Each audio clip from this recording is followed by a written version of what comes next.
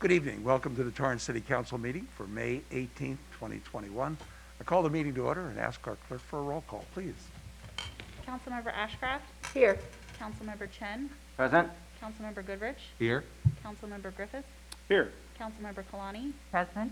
Councilmember Matucci? Here. Mayor Fury? Here. The council will now recess to closed session to confer with the city manager and the city attorney on the agenda matters listed under 14A, conference with labor negotiator, and 14B, threat to public services or facilities. A closed session on these matters is authorized by California Government Code section 54957.6 and 54957. And first, Councilmember Griffith. Yes, thank you, Mayor. I've been advised that I may not participate in closed session agenda item 14A19 because it is reasonably foreseeable that the vote regarding the pay and benefits for the office of city treasurer, which I am running for, may increase or decrease my personal finances by $500. So I'm recusing myself from closed session agenda item 14A19. Thank you. Thank you, and we will return at 7 p.m.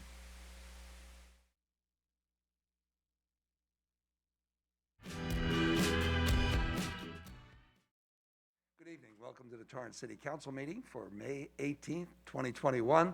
We've been in executive session. Mr. Shaparian, anything to report? Good evening, Your Honor. There's nothing to report. Thank you. And thank you all for joining us tonight. This past weekend, we celebrated our United States Armed Forces with a flyover in honor of the brave service people. We hope you're able to join in the celebration, and we're excited to start the planning of the long-awaited return of the parade next year. May marks 100 years of our city's incorporation. If you haven't already, check out the 100 Things to Experience in Torrents. Each week, we will release 10 new activities for you to explore in your city. Visit torranceca.gov/100yearsincorporation to find out more. We continue to run normal business for our residents and community. To keep Torrance moving forward, it's important for us that you have an opportunity to voice your comments during this pandemic. Public emails will continue to have a deadline of 2 p.m. on the day of the council meeting you wish to comment on. And thank you to those of you who met today's deadline. They've all been forwarded to the council as supplemental material and will be entered into the public record. Any emails submitted after the deadline will still be added to the public record. For those of you tuning in via Facebook, YouTube, live stream, or city cable, because of the challenges faced in this council format, and in accordance with Government Code Section 54954.3A, we will now dedicate a single 60-minute comment period to hear the public on agenda items as well as for general orals by telephone call-in. The only exception to this 60-minute period is public hearings. Comments that are directly relevant to agenda-sized hearings will be taken as part of the actual hearing. You may participate by calling in to the public input hotline. The number is 310-618-2404 and will be displayed on the screen from time to time. Please be patient when calling in. And please be aware that our call center is very busy, taking multiple telephone calls, so you may get a busy signal when you're calling in. If this is the case, please try calling back in a moment or two. City Clerk, have emails received before 2 p.m. today been processed as supplemental material and provided to council? Yes, Your Honor. Thank you. Then the next thing on our agenda is our flag salute led tonight by Councilmember Matucci, followed by an invocation by Councilmember Ashcraft. I ask everybody, please stand.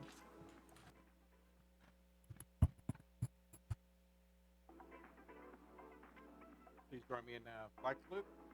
I pledge allegiance to the flag of the United States of America, to the republic for which it stands, one nation, under God, indivisible, liberty and justice for all.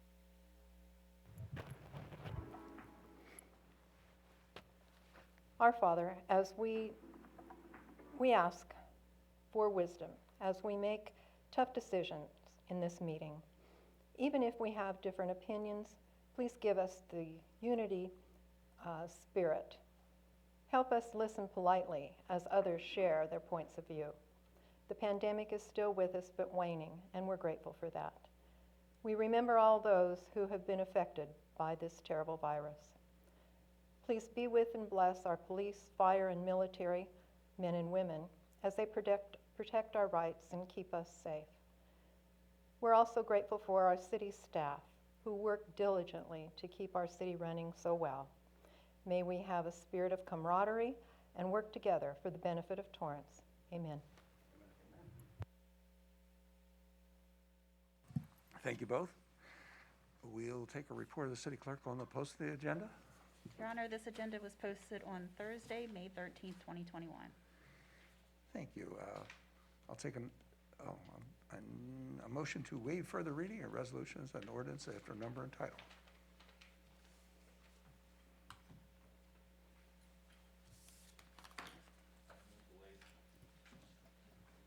I move to waive further reading of resolution and ordinance after number and title.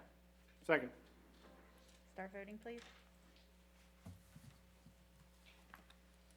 Your Honor, that motion carries unanimously. Thank you. Announcement of withdrawn, deferred, or supplemental items. Thank you, Your Honor. Adam Chaparian, City Manager. There are supplemental materials available online on the city website at torranceca.gov for the following items. Item 7, oral communications. Item 9A, COVID-19 recovery update. Item 9C, consider limits on leaf blower use, including type and hours of operation. Item 9D, provide direction on city treasurer pay and benefits. And lastly, item 9E, adopt resolution for lighting district number 99-1, proceedings to levy annual assessments for fiscal year 21-22 and set date for public hearing. Thank you, Your Honor. Thank you.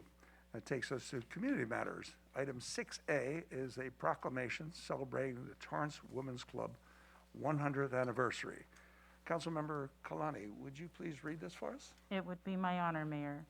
Whereas the Torrance Women's Club, organized in 1921 and whose founders were active in the community, continues to promote the advancement of all cultures and communities for civil betterment and public welfare. And whereas in 2021, the Torrance Women's Club members have come together to celebrate the 100th anniversary of enthusiastic community service and leadership development opportunities. And whereas in 1924, a groundbreaking occurrence for the new $17,500 clubhouse on Ingracia Avenue in the city of Torrance, with a final payment celebration in 1946. Since 1932, members of the Torrance Women's Club have been represented at the General Federation of Women's Clubs District and State Conventions. And whereas in 1939 through 40, the Torrance Women's Club was instrumental in obtaining public bus transportation in the city of Torrance, and members continue to serve as volunteers at transit events. In 1941 through 43, the USO used the clubhouse for the World War II effort, and those in military and civic service continue to be acknowledged through various club sponsorship programs. And whereas in 1972, the Torrance Women's Club members helped clean the original Schweitzer Learning Center building in Torrance, and members remain committed to fundraising events to support scholarships for deserving students and to promote literacy. In 1988, the Torrance Historical Society designated the clubhouse a historical site with a bronze plaque, and the House Committee vows to retain the 1920s era decor.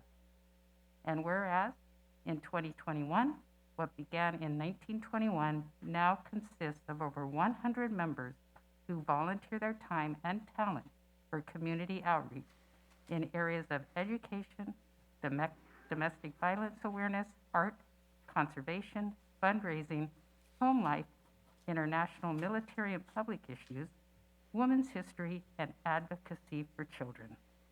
Now therefore, I, Patrick J. Fury, as mayor of the city of Torrance, California, do hereby celebrate May 18th, 2021 as the 100th anniversary of the Torrance Women's Club in the city of Torrance, and encourage all residents of our fine city to recognize the important contributions of this club over the past 100 years. And furthermore, that we anticipate the continuity of these significant benefits to our community. Signed this 18th day of May, 2021. I believe that the Torrance Women's Club President, Lynn Robinson, is on the line to accept.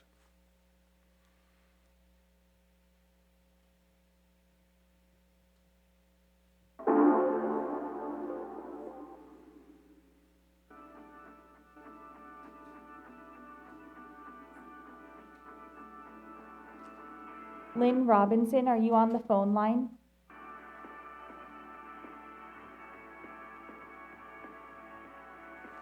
Mayor, I've been made aware that there are technical issues with the teleconference line. Unfortunately, at this time, we're trying to resolve it. Okay.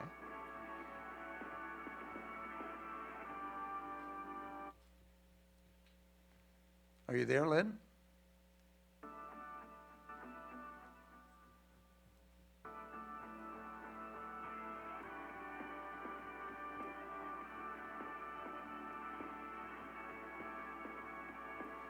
Mayor, if we can pause for a few moments, please, to Okay. try to reset the system. Thank you.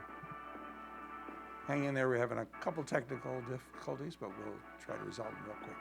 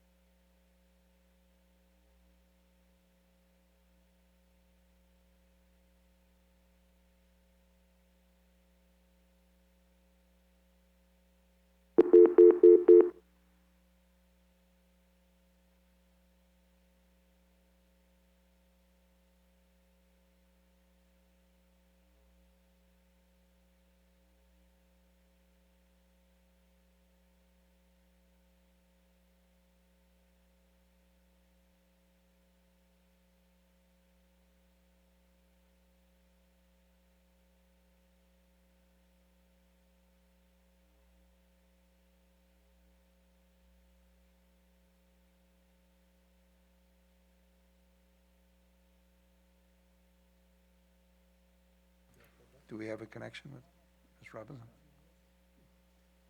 City Cable, are you on the phone line? Hello? Hi, is this Lynn? Yes, it is. Hi, Lynn.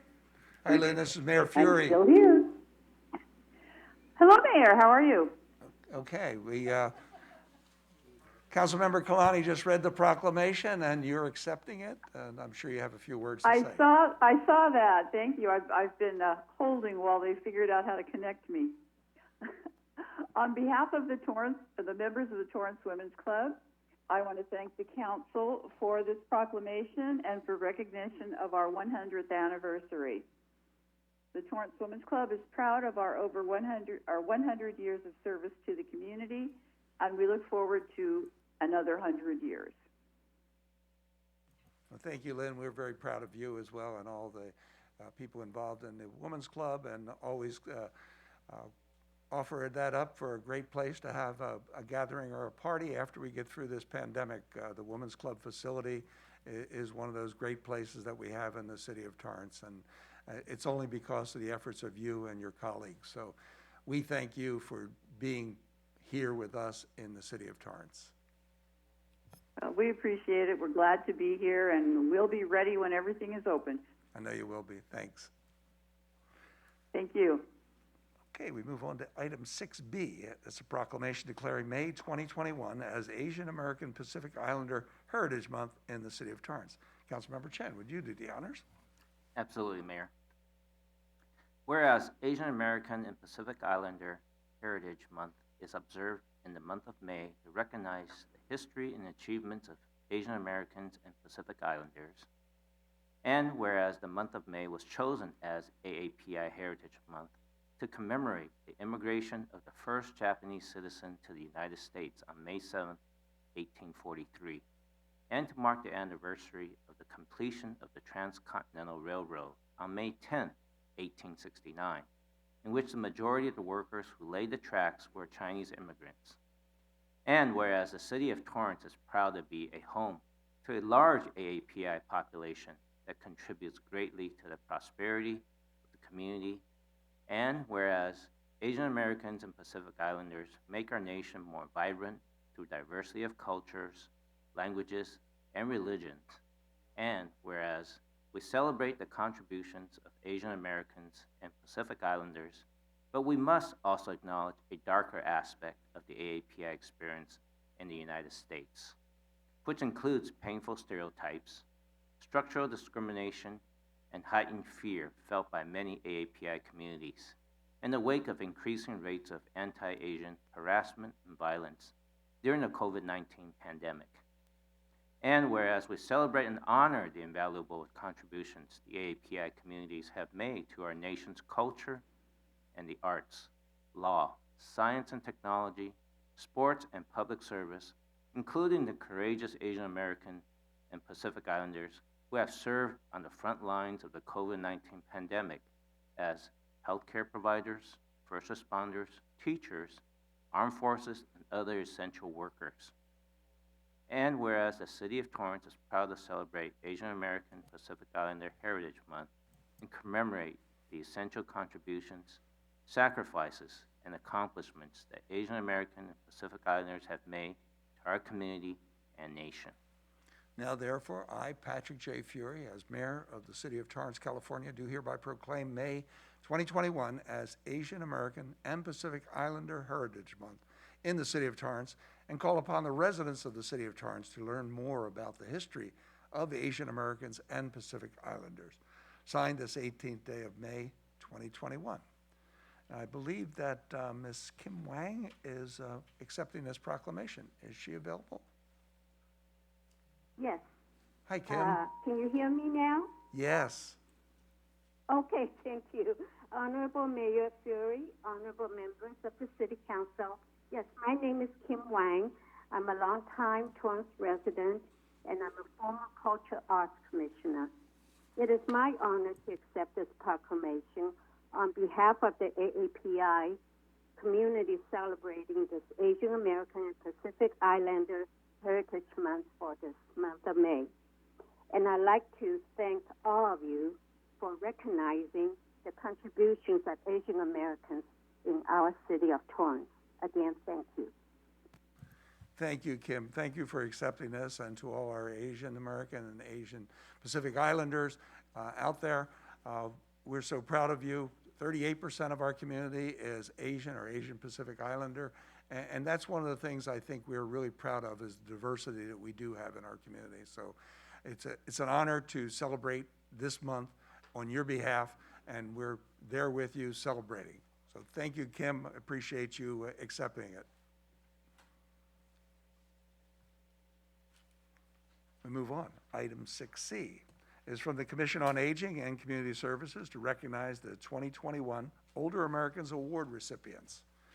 On behalf of my colleagues on the City Council, it's my privilege to recognize Lois Jones, Rosemary Walters, Fred Peitzman, Nadie Comner, Mary Ann Donahue, Kathleen Davis, and Tom Brewer, all who were nominated by the Torrance Commission on Aging to receive the 2021 Older Americans Award.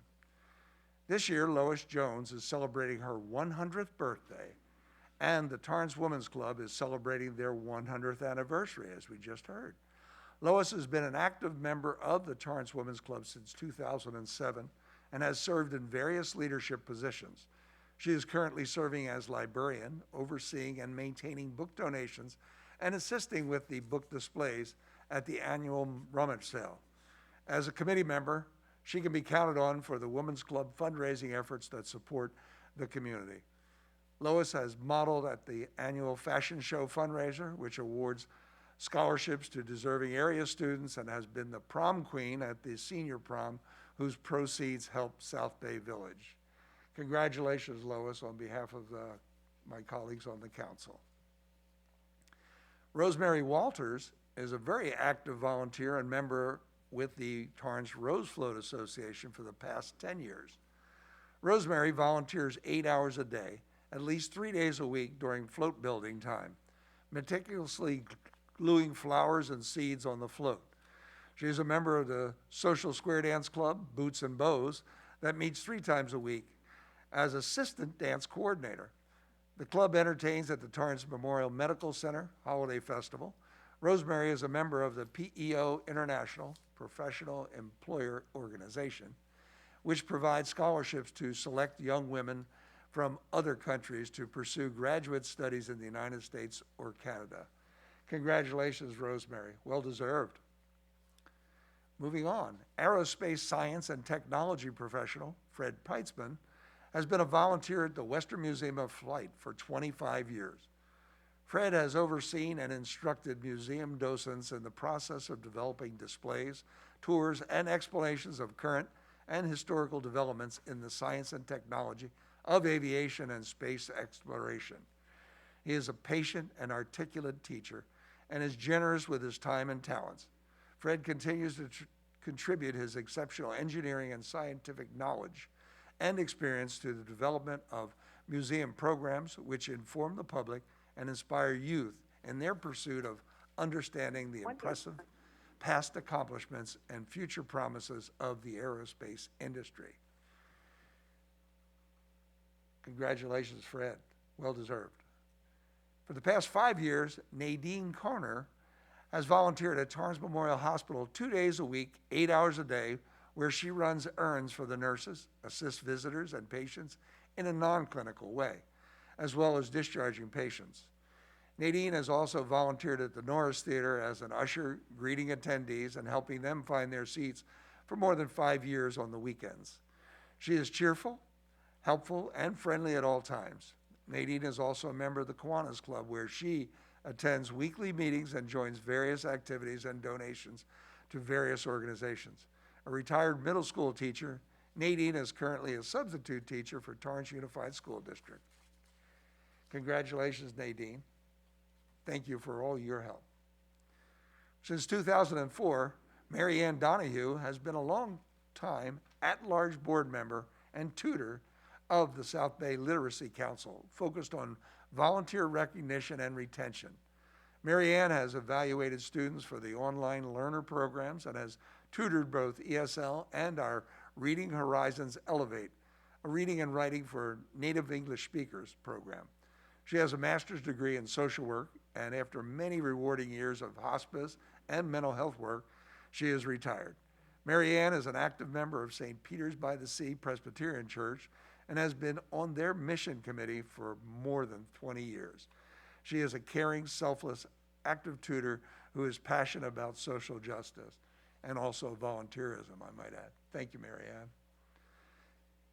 Kathleen Davis served on the Commission on Aging for 8 years and served as chair for 6 of those years. She has been an active member of the Torrance Women's Club since 2004, where she served as president for 2 years and currently serves as the press chairperson, preparing press releases for the local news outlets and city cable, introducing clubs, civic projects, and programs available to the public.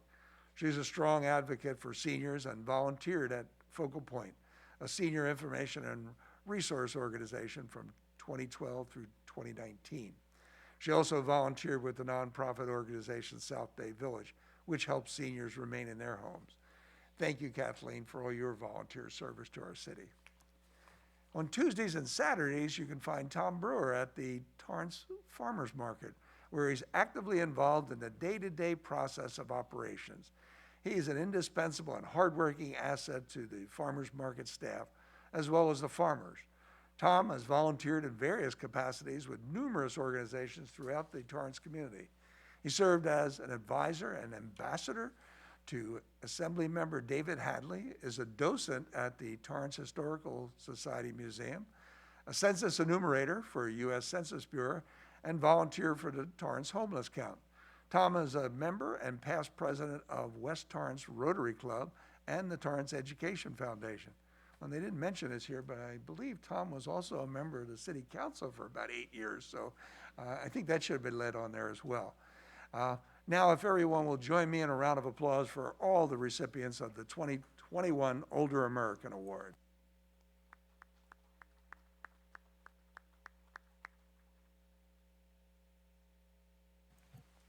That was a lot I had to say. So it really gives me great pleasure to move on to item 6D from Community Development. It's a presentation of the 2021 Torrance Strategic Plan by the Strategic Plan Committee and being presented tonight by Ms. Linda Cessna from our Community Development Department. So Mayor Fury and members of the council, normally the committee would be here in person to make this presentation, but due to the circumstances, they're unable to do so. However, this group is nothing if not adaptable, and therefore they have prepared a very special and unique presentation for you. But before the presentation, staff would like to recognize and thank a number of people who helped bring the plan to completion. First, the amazing, hardworking, dedicated, and visionary committee members. This would not have happened without them. They worked over a long period of time, much longer than they anticipated. And they were a joy to work with, both in person and on Zoom. They were an excellent group of people. Second, the staff members who supported the committee both during the data gatherings and through the meetings. Their names, too many to mention, are in the plan itself, and they should all be recognized for their contributions. Also, Claudia Tedford and Patricia Blumen, the city place planners who expertly facilitated the process. Gail Shota from our own Central Services Department, who designed the cover art and logo. Jamie Lay and Carolyn Chun, who worked on the layout, and the Central Services staff who put the plan together. And then Jin Chun, who produced the presentation you're about to see, and the cable TV staff who put it all together. And finally, we would like to thank the city manager, staff, and council for your support of this process. The next step is the formulation of the implementation plan, which will then be brought forward to your honorable body for adoption and implementation. And now the Strategic Plan Committee proudly presents the world premiere of their video, The Making of the 2021 Strategic Plan.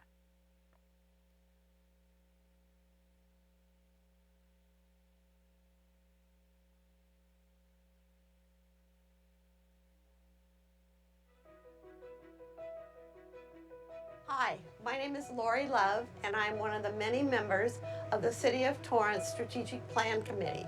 We are so proud to present this plan as it has been several years in the making. Through the power of working together, it is finally complete, and we couldn't be more proud.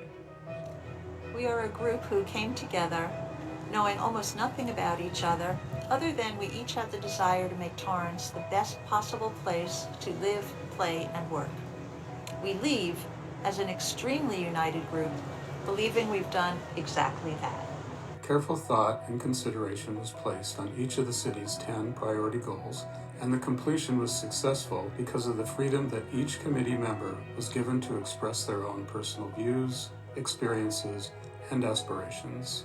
It is my hope that with this plan, Torrance elevates to new and exciting levels. The committee is very proud to present this strategic plan to the City Council on your behalf. Learn more about your community. Find the areas where you fit in. Your voice counts. Give your feedback to the City Council, and let's generate conversations for possibilities among all who live, work, and play in the City of Torrance. The city's first strategic plan, adopted in 1996, was created as a common vision and process for anticipating and planning for future based on input from the residents, businesses, and employees of the city. Fast forward 25 years later, the composition of the Strategic Plan Committee hasn't changed much, with 7 at-large members appointed by the mayor and council, a representative from a small and large business, members from various homeowners associations throughout the city, Torrance Unified School District, the Council on Aging, and 2 youth council representatives. I am confident, after many months of diligent effort, that this strategic plan provides a thorough and well-grounded set of strategic priorities to guide the City of Torrance forward towards a more equitable and thriving community until the next iteration of the plan. And the more of us involved in the process, the more Torrance and all those who live, work, and play here will benefit. As a member of the Strategic Plan Committee representing the Torrance Youth Council, it's important that the hopes and aspirations of the younger generations be included in the priorities and goals the city will be working on over the next 10 years. I look forward to seeing the continued growth of our community based on the goals and priorities contained in the 2021 Strategic Plan. I trust that our esteemed City Council will appreciate that the revisions we made to the previous plan were timely, and the new additions that we added were thoroughly considered based upon their strategic importance to our city. A big thank you goes out to Linda Cessna and the entire city staff that helped us work together so well during these historic times. I'm especially proud to be part of a cross-section of Torrance citizens who work together towards a consensus on aspirational goals for our community for the next 10 years. There are many difficult challenges, but none so great as those inflicted by the catastrophes of 2020. Pandemic, economic devastation, and the upheavals caused by social injustice. I believe it is to our committee's credit that we were able to reconvene our meetings via Zoom. We undertook to re-examine 2/3 of our report that had been previously completed in light of the aforementioned events. The committee began meeting bi-monthly starting in April of 2019 with the initial meetings dedicated to reviewing the data and analyzing the city's strengths, weaknesses, opportunities, and threats based on the data. The committee next focused on the vision, values, mission statement, and citizens' preamble to ensure that they were reflective of the current data, followed by an examination of the strategic priorities, goals, and sub-goals for continued relevance to the community. By March of 2020, the committee was nearing the end of their work, but was interrupted by the COVID-19 pandemic and safer-at-home orders. The committee was on hiatus until September 21, 2020, at which time they began meeting via Zoom, a new and initially awkward method of working together.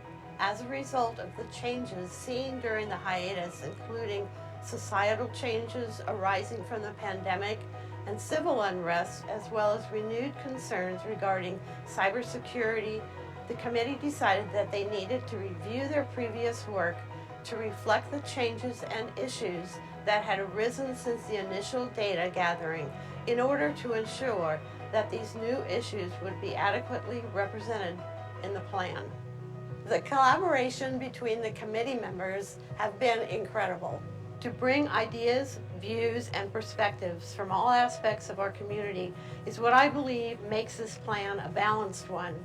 Housing concerns, refinery safety, environmental issues, interest in greater transparency and two-way communication in government were some of the topics added as the new or revised goals and sub-goals as it reflects the changes in our community and our world. The Torrance Vision drives the strategic plan. The vision describes the community achieving its full potential and reflects the high ideals identified by the community as it looks to the future. The value statement describes the key attributes that are most important to individuals, the community, and the city. The values strengthen the strategic plan by setting forth positive attitudes and behaviors by which to live and govern. The Citizens' Preamble states that the community's commitment and responsibility in making the vision become a reality. The community's significant involvement in developing the plan and its commitment to achieving the vision are critical to the success of the strategic plan. The mission statement expresses the city government's purpose and describes its role, responsibility, and commitment in carrying out the plan to assure the realization of the community's vision. These strategic priorities identify those issues that are important to the community to address over the next 10 years. Through the data gathered for this project, the following are key areas which the community and the city consider extremely important in achieving the vision. The strategic plan is a dynamic document meant to continuously reflect the vision, goals, and aspirations of the community. On behalf of the committee, we thank you for the opportunity to work on the strategic plan revision. It has been a passion project for all of us, and we hope that it is reflected in the strategic plan.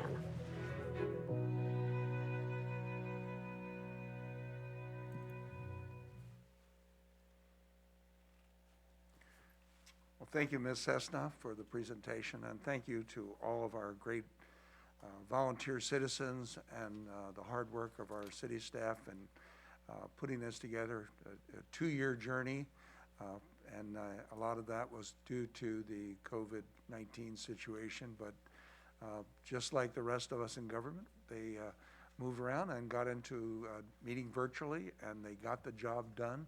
Created 104 pages of our Constitution as we move forward as a city, the vision for that. And they say it's a dynamic document. I think it was dynamic members of our community that put it together. So on behalf of my colleagues on the council, thank you so much for doing that. I'm sure this is going to guide us as we move forward as a great city in the next decade and the decades to follow. It's certainly a blueprint for our city and for your leaders, as well as for the residents and our employees. So thank you very much for that. I'm so glad that you accomplished your goal, and that was to create the 2021 strategic plan for the city of Torrance. Okay, we move on to the agenda, and we're up to orals. So we're now moving on to the 60-minute public comment period for agenda items and general orals. If any members of the public wish to speak, please call the public comment hotline now at 310-618-2404. City Council Rules of Order section 6.4E provides that speakers can only speak once. Any speaker that attempts to speak a second time on any item will be disconnected. Callers will have 1 minute to speak on one agenda item, 2 minutes total to speak on 2 or more agenda items, and 1 minute for general orals. Each speaker will have a maximum of 3 minutes, then will be disconnected automatically. Please speak when prompted and state the number of the agenda item or items you wish to speak on, or if you want to just make a general comment. There is a delay in the broadcast, so we ask you not to try to follow what you may hear on the broadcast. Please turn down the volume on your TV or viewing device and try not to use Bluetooth or speaker phones. When speaking on agenda items, you must be on topic. We'd like to get in as many speakers as possible. If you're not speaking on topic, or if we can't tell if you're on topic, you'll get a warning to get on topic. If you do not then speak on topic, or if you go off topic once again, you forfeit the remainder of your time, and we will move on to the next caller pursuant to City Council Rules of Order Section 6.5 and Section 6.7B3 and B4. If there are no speakers waiting before the 60-minute period has elapsed, we will close the public comment portion of the meeting. Please note that the council orals will still take place at the end of the meeting. To the call center, do we have anyone who's called in? Yes, Mayor, I'll begin to transfer the calls. Sheila B., you are now unmuted. Can you please state what agenda item you're calling on? Oral Communications 14B and 6B. Thank you. Your 3 minutes starts now. Once again, your acknowledgement of Asian Pacific Islander Heritage Month, you're acknowledging it, and yet you let anti-Asian hate run rampant in Torrents. Much like other forms of racism, including by the police department, it was stated in the proclamation, includes painful stereotypes, structural discrimination, and the heightened fear. This is definitely experienced by Asian Pacific Islanders who have stood in solidarity with Black Lives Matter as we stand in solidarity with them, because there is an understanding that there is a shared experience in these things. Without action, meaningful action, action called on by the community, your words once again fall flat. You want to discuss the threat to public services? What about the threat that public services such as the police, which have hailed from slave catchers, and the public threat that is you, city council, that is supposed to be the oversight of the police, who, like yourselves, don't serve the public, but clearly serve white supremacy? How many more emails must you receive? How many more phone calls must you get? Last week, you received 26 of them. 16 of them were for Christopher. Are you getting the message? What else must happen? How many more people must die? Charles Wang, Asa Dolak, Michelle Shirley, Michael David Lopez, Christopher DeAndre Mitchell, and Desiree Nicole Garza weren't enough? That is just in the last few years. You were told to create a civilian oversight commission of the police department by a grand jury. The DA is reopening the case. There was a worldwide uprising after the murder of George Floyd. There is a George Floyd in Torrance, Christopher DeAndre Mitchell. There is a Derek Chauvin in Torrance of Matthew Concannon and Anthony Chavez. Lawsuits are piling up. A state senator that represents Torrance, Senator Bradford, is once again running a bill to decertify police officers. Both Concannon and Chavez could be decertified. What else will it take? I will tell you again, we will never give up. The time for justice is over. It is always right now. That whole video you showed is absolutely ridiculous. You do not align with the values. Where's the Civilian Oversight Commission in that vision? Where's the firing of Concannon and Chavez in that vision? Talking about civil unrest and not addressing the underlying issues, despite calls to do so, is bogus. Christopher DeAndre Mitchell, say his name. Say his name. Say his name. Say his name. Say his name. Say his name. Say his name. Justice for Christopher. Justice for Christopher. Justice for Christopher.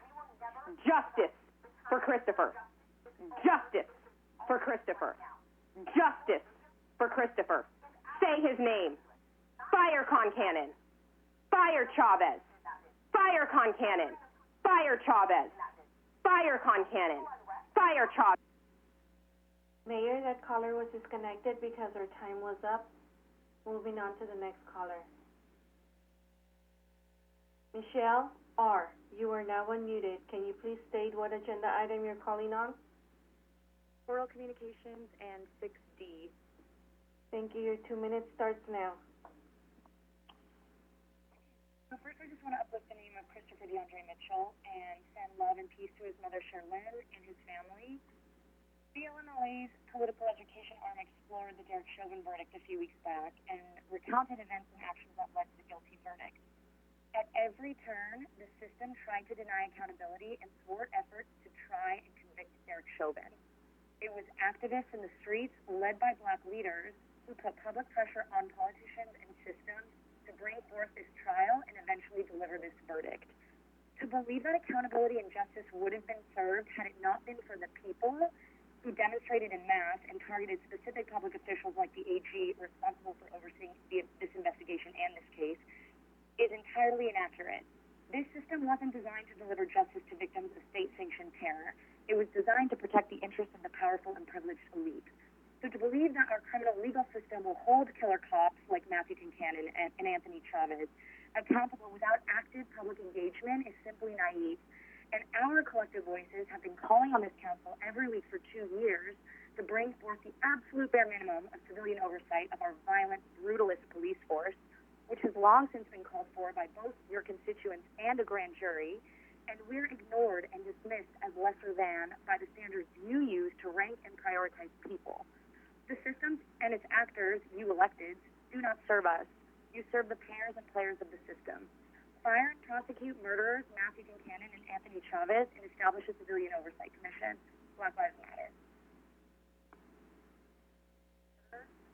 Mayor, that caller disconnected herself. Moving on to the next caller. TJA, you are now unmuted. Can you please state what agenda item you're calling on? TJ? Yes. Yes, can you hear me? Yes, I can hear you. What agenda item are you calling on, sir? General Oral 6A, 6B. Your 3 minutes starts now. And I also, again, mirror the sentiments of a previous caller and am not thankful for how much time you wasted on that propaganda video of Torrents that dismisses all the complicity you all have taken with Black deaths. Where is the Civilian Oversight Commission that was suggested by the Supreme Court? How often do you recognize Black contributors in your community for the Older Americans Award recipients? Because I'm just curious. Anthony Chavez and Matthew Concannon need to be fired for the murder of Christopher DeAndre Mitchell. His life mattered. Prove to the people of Torrance that you are not a city made out of the stain of your sundown town racist past, and prove that the wrongful death of Christopher in your city by the hands of your officers matters. The Torrance County police officers acted as executioners, not even letting Christopher respond, speak a single word, or get out of the car. The officers, frantic, unstable, and inaudible orders to Christopher, who most definitely feared for his life, as all Black and brown folks do in interacting with the police, should have been enough to have them removed from service. And on top of them not being able to simply direct a man out of his car, they killed him. 15 seconds. They killed Christopher DeAndre Mitchell within 15 seconds. Fire Concannon and Chavez. Are you able to imagine a future that has another approach that would not allow killing a man within 15 seconds? A possible future where community members who are also actually trained in peaceful de-escalation, community members who do not pull out guns and unload them into the bodies, cars, chests, homes of black and brown folks. Your police officers killed someone within 15 seconds. Officer, jury, death squad, and it is unacceptable, it is horrible, and it is downright cruel, and so incredibly racially fueled. Just think about the different ways police on a national level approach white people versus the instant murder of countless black women, men, and children. This will continue until committees like yours actually do something.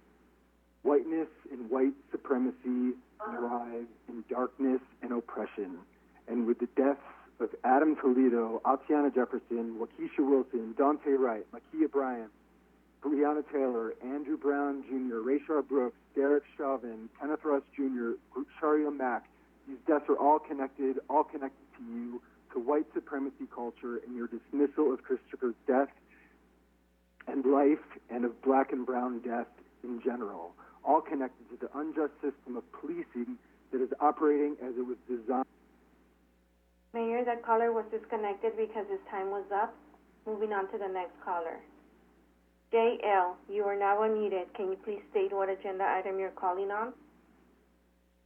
60 and oral communications. Thank you. Your 2 minutes starts now.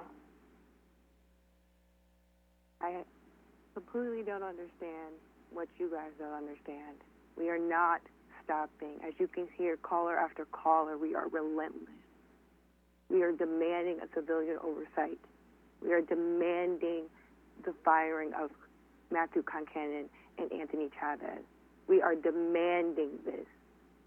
Our ancestors have rose to this capacity so that we can lead and tell y'all we are not giving up.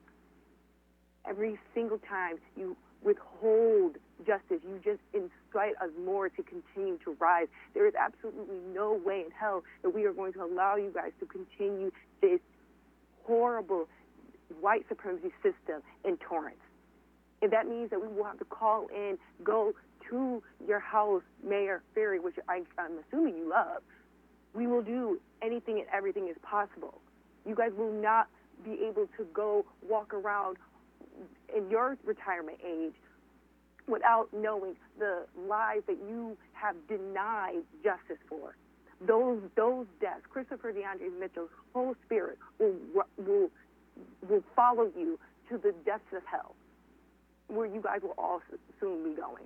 You guys do not understand that we are not giving up. We are demanding a civilian oversight. We are demanding the firing of Anthony Chavez and Matthew Concannon. We are demanding that.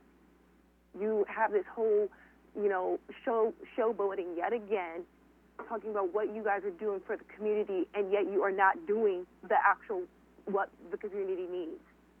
Because you want to uphold your white supremacy. You're so damn fragile that it's absolutely annoying. I'm demanding that you guys also resign because you're really just fucking pointless at this point. Mayor, that caller was disconnected because her time was up. Moving on to the next caller. David K., you are now unmuted. Can you please state what agenda item you're calling on? Yes, 9D, 6D, and general orals. Thank you. Your 3 minutes starts now. Thank you. This is David Cartsonis. I do want to disclose first that I am the City of Torrance Planning Commissioner, but anything I speak to tonight, I'm speaking as a resident of the City of Torrance, not on behalf of the city. So first off, I want to congratulate TPD, our police department, on 100 years of service, keeping our community safe. The anniversary is coming up soon. I want to thank our neighbors and friends who worked so hard on the strategic plan. Among other things, I want to call out specifically, as a small business owner in the city, I'm pleased to see business development still as a priority. I'm happy to hear that my fellow business owners are as happy to be in Torrance as we are. I won't be calling in for the budget hearing as I spoke to it last week, but it brings me to item 9D. I want to reiterate that I think the Finance Department has done a great job absorbing the responsibilities of the Treasurer. It's disappointing to see the statement of investment, though, signed by the Finance Director and not the City Treasurer. There is a real problem here, and I actually, however, don't think that diminishing or removing the office is really going to be the best solution. The City Treasurer, like the City Clerk, answers to the voters, not to the City Council, not to City staff. It's an important oversight position. Yes, the current City Treasurer has abandoned her post, but she's an elected official and can't be fired. At this point, a recall would just be a huge taxpayer expense as she's already at the end of her term. Our best option is to replace her with a competent and proven replacement. I think a much better option is to wait until the end of this term and reinstate the full responsibilities of the position. I know that there are limited options to resolve this situation, but we need to remember that the person holding the position is the problem, not the position itself. Thank you. Have a good evening. Mayor, that caller disconnected himself. Moving on to the next caller. Karen S., you are now unmuted. Can you please state what agenda item you're calling on? Oral communications. Thank you. Your 1 minute starts now. Thank you. I also want to echo other statements expressing support that the Torrance City Council create a civilian oversight commission and demand that you fire Officers Chavez and Concanon. Police oversight can benefit not only the individual, complainant, but also the larger community, police and sheriff's departments, and even elected or appointed officials. Obviously, the trust has been broken between citizens and visitors of Torrance and the police that are here to serve and supposedly protect them. I just want to remind anybody who doesn't understand that due process is still a thing. I'm really concerned over the lack of de-escalation that occurred, and Christopher DeAndre Mitchell's family, community, and Torrance as a whole deserve justice. And so I want citizens of all colors to feel served and protected when they're within Torrance's bounds. And Mayor, that caller was disconnected because her time was up. Moving on to the next caller. Robin, you are now unmuted. Can you please state what agenda item you're calling on? Yes, I am calling on oral communications. Thank you. Your 1 minute starts now. I'm calling to uplift justice for the murder of Christopher DeAndre Mitchell. We, the people, demand the creation of a civilian oversight commission and the firing of officers responsible, Anthony Chavez and Matthew Concanon. Imagine if your son, your daughter, your mother, your father was killed unlawfully. I guarantee you would want the individuals responsible held accountable. This is how our justice system is intended to operate. Officer Chavez and Concanon should not be above the law. We demand reparation. Christopher DeAndre Mitchell's family deserves justice just as you would seek justice if this had happened to your loved one. It is clear that your lack of action do not align with the community. You continue to receive calls and emails demanding justice for Christopher DeAndre Mitchell. When will you hear our voices? What you are failing to do will be remembered. We will continue to... Mayor, that caller was disconnected because her time was up. Moving on to the next caller. Reverend Rigi, you are now unmuted. Can you please state what agenda item you're calling on? 6A, 6D, and public comment. Thank you. Your 3 minutes starts now. I'm calling for justice for Christopher DeAndre Mitchell. Been calling since December 2018 with Black Lives Matter Los Angeles. Your video failed to show that people have been showing up and calling for and demanding for justice for Christopher DeAndre Mitchell. You refuse, you delay, and you deny any type of justice for black people in the city of Torrent. This coming Sunday, we celebrate Pentecost. You have to remember that there's politics to Pentecost. In Deuteronomy, the 16th chapter, and the 18th verse, it says to do justice. Don't delay justice, but do justice on the day of Pentecost. You all have been denying delaying, and forgetting about black people and black folks' struggle there in the city of Torrent. Not only has Black Lives Matter and the family of Christopher DeAndre Mitchell been calling for the Civilian Review Board, but LA County Grand Jury told your racist to put a Civilian Review Board over your racist police department. But because you rather spread propagandas with videos of Pat Fury happy racist and spread videos of all you all slapping each other in the face and acting like all cool and don't yourself, okay? This is about justice. This is not about y'all fake performances and everything is all right. You need to go yourself. We need justice in 2021. If you haven't learned anything from the George Floyd trial, you are forgetting that justice is at the top of any agenda in any city, from Minneapolis to Torrance to Los Angeles. Justice is what should have been on that video, not Pat Fury, not the council. We need justice. We need justice for Christopher DeAndre Mitchell. Justice from Minneapolis. Justice in Torrance. Justice. Don't give us your fake lies. We need justice. Fire that Matthew Concannon. Fire that racist Anthony Chavez. We need justice. I don't want no more Pat Fury. I don't want no more Leroy Jackson. We need Justice in Torrance. We need justice. I don't want to hear that one more agenda item that talks about Pat Fury slapping. Mayor, that caller was disconnected because his time was up. Moving on to the next caller. Melissa W., you are now unmuted. Can you please state what agenda item you're calling on? Yes, 6D and 7 orals. Thank you. Your 2 minutes starts now. I first want to congratulate and thank the Strategic Plan Committee for their report. Watching the presentation was great. I even remembered now that I maybe even participated in some of the community input. But wonderful job, and I know it took a lot of work.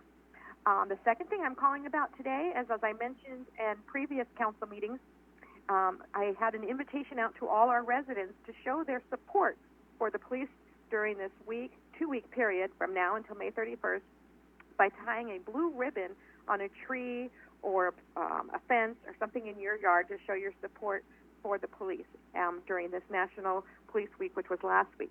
I have to say I was so honored to be walking in my neighborhood the last couple days putting up blue ribbons, and the overwhelming support I have gotten from all the neighbors. I haven't heard one bad thing, which, you know, one bad thing can make all the good things sound terrible and can just take it away. But we've had nothing but positive support.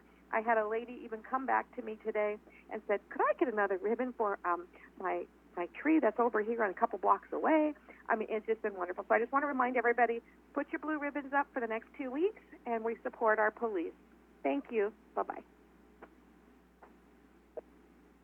Mayor, that caller disconnected herself. Moving on to the next caller. Karina K., you are now unmuted. Can you please state what agenda item you're calling on? Hi, oral communications. Thank you. Your 1 minute starts now. All right. We're obviously sick and tired of your presentations. They're whack, they're disingenuous, and they're a waste of everyone's time. You think you are going to move on and pretend that a young man wasn't murdered by police in your city, that police murder doesn't happen in Torrance, California, and it does.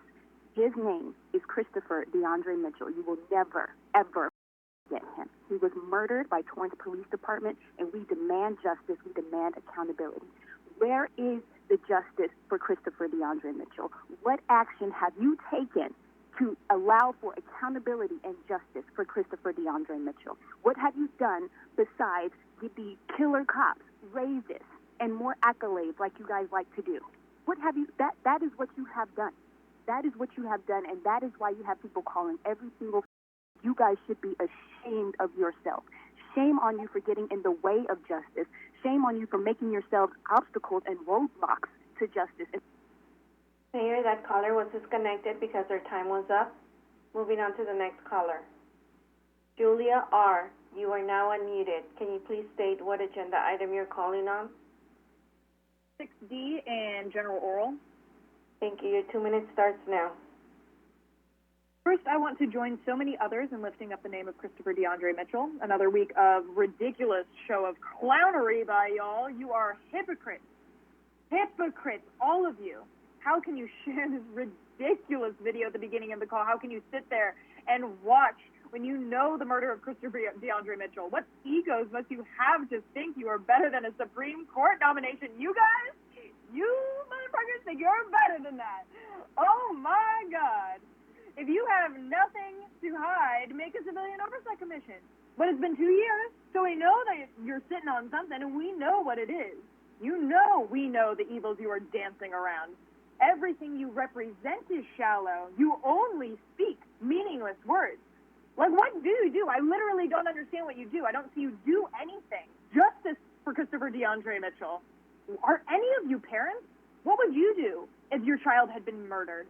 Fire officers Contanan and Chavez. They killed someone before Christopher, and if they are not fired, they are going to kill another resident of Torrance.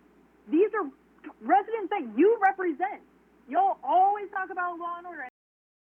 You have murderers with badges roaming around on your street.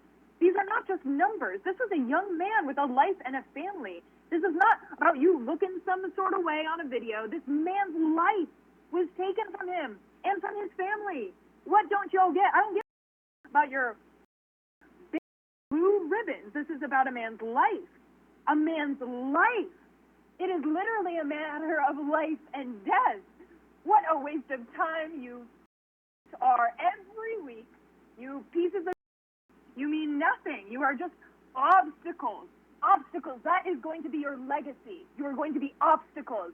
You could that at any time, but you choose to be obstacles. Mayor, that caller was disconnected because their time was up. Moving on to the next caller. Pam P., you are now unmuted. Can you please state what agenda item you're calling on? Yes.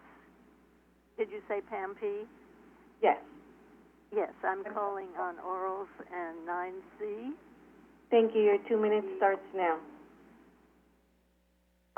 Yes, good evening. I'm Pam Popovich, a resident of the Hollywood Riviera, and I've been following this item as it developed through the commission discussions and wanted to make sure I commented on it tonight.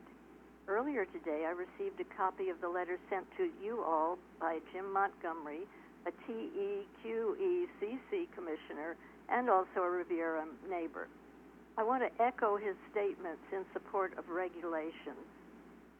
First of all, that there are funds available from a South Coast Air Quality Management District program that will cover up to 75% of the cost of replacing gas-powered landscape equipment with electric. Torrents should definitely take advantage of this money while it's available to greatly reduce the cost of this transition to the city. And in addition, Jim pointed out, the technology is ready. Battery-powered landscaping equipment has dramatically improved in terms of performance and runtime, up to hours at a time on a charge for a backpack battery-style electric-powered landscape equipment. I also agree, and this is what has really disturbed me over the years, that noise and air pollution, health, and environmental issues are all key concerns of the public, and that the voice of the people of Torrance is clear on this topic. It is time for us to act now. Let's not defer regulation of landscaping equipment any longer. And in closing, I strongly propose that you approve the first group of items of the Commission recommendation. Thank you so much for your consideration. Mayor, that caller disconnected herself. Moving on to the next caller. Jim M., you are now unmuted. Can you please state what agenda item you're calling on? Yeah, I'm speaking on item 9C. Can you hear me okay? Yes. Your 1 minute starts now. Thank you. So yes, I'm a commissioner on the Environmental Quality and Energy Conservation Commission. I've been a commissioner for 6 years, 2 years as its chairperson, and I'm speaking for myself and not my fellow commissioners tonight. I did send that letter today, and I really just want to reiterate that we've been talking about this for many years now, and every time we talk about it, the desire is overwhelming by the public to either ban leaf blowers or at a minimum to replace them with electric. Our last commission meeting, there was in May 2021, there were over 50 citizens that weighed in, and over 80% wanted a complete ban or a transition to electric. And tonight, I'm reading the supplemental, and there's 24 citizens that have weighed in, and all 100% want a ban or a transition to electric, and 0 are against no action at all. So I think the message is really clear. We've been talking about this for years, and I think it's really time to go ahead and respect the will of the people we were appointed or elected to represent. As the prior caller mentioned, battery technologies really improved dramatically. There's hours of duration of runtime. Mayor, that caller was disconnected because his time was up. Moving on to the next caller. Porkchop, you are now unmuted. Can you please state what agenda item you're calling on? Hello, Katie. I would like oral communication 9D and 8E. Your 3 minutes starts now. Thank you, Katie. And oral communication, I would like to tell you guys, my slowly but growing channel. I followed the instruction on the city website, and I made a few videos today about our beautiful city. I already uploaded the Torrance Bridge, what you call El Prado Bridge now, and all the defecations and everything around it, so that city employee who always talks back to me how they work hard and how they make the city clean, the emblem, the landmark, and whatever you call the El Prado Beach, the historical monument, is full of weeds, dried out weeds, all kinds of debris, and most of all, bunch of dog poop. If you visit that site, be careful not to step in them. But more videos coming up. All right, 9D. You guys killed out the city treasurer office, and now I don't understand. I read the paper here on 9D. What is it all about? What are the new directions? It was obvious 2 years ago, you guys were going to kill out the city treasurer department, and you voted after she was elected for minute minimum wages and benefits for her. So I don't know what is 9D all about right now, but if you try to discontinue the Treasury Department office as an elected office, you are the most disgusting people. You did not discontinue Pat Furry when he was elected illegally. And all of you who sit up there voted against the city treasurer. Remember that. You killed the Treasury Department, and you made the treasurer stay away.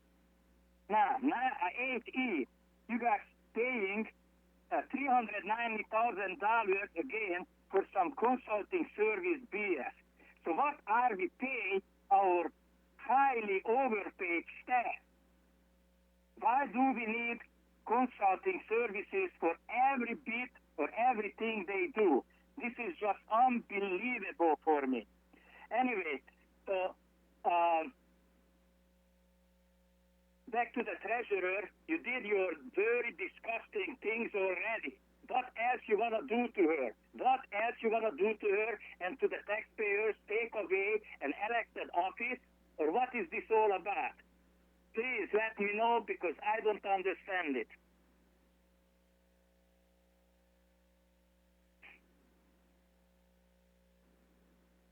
All right, thank you for your input. See you guys at the next meeting. Bye-bye. Mayor, that caller disconnected himself. Moving on to the next caller. BJ, you are now unmuted. Can you please state what agenda item you're calling on? 6A, 6B, and oral communications.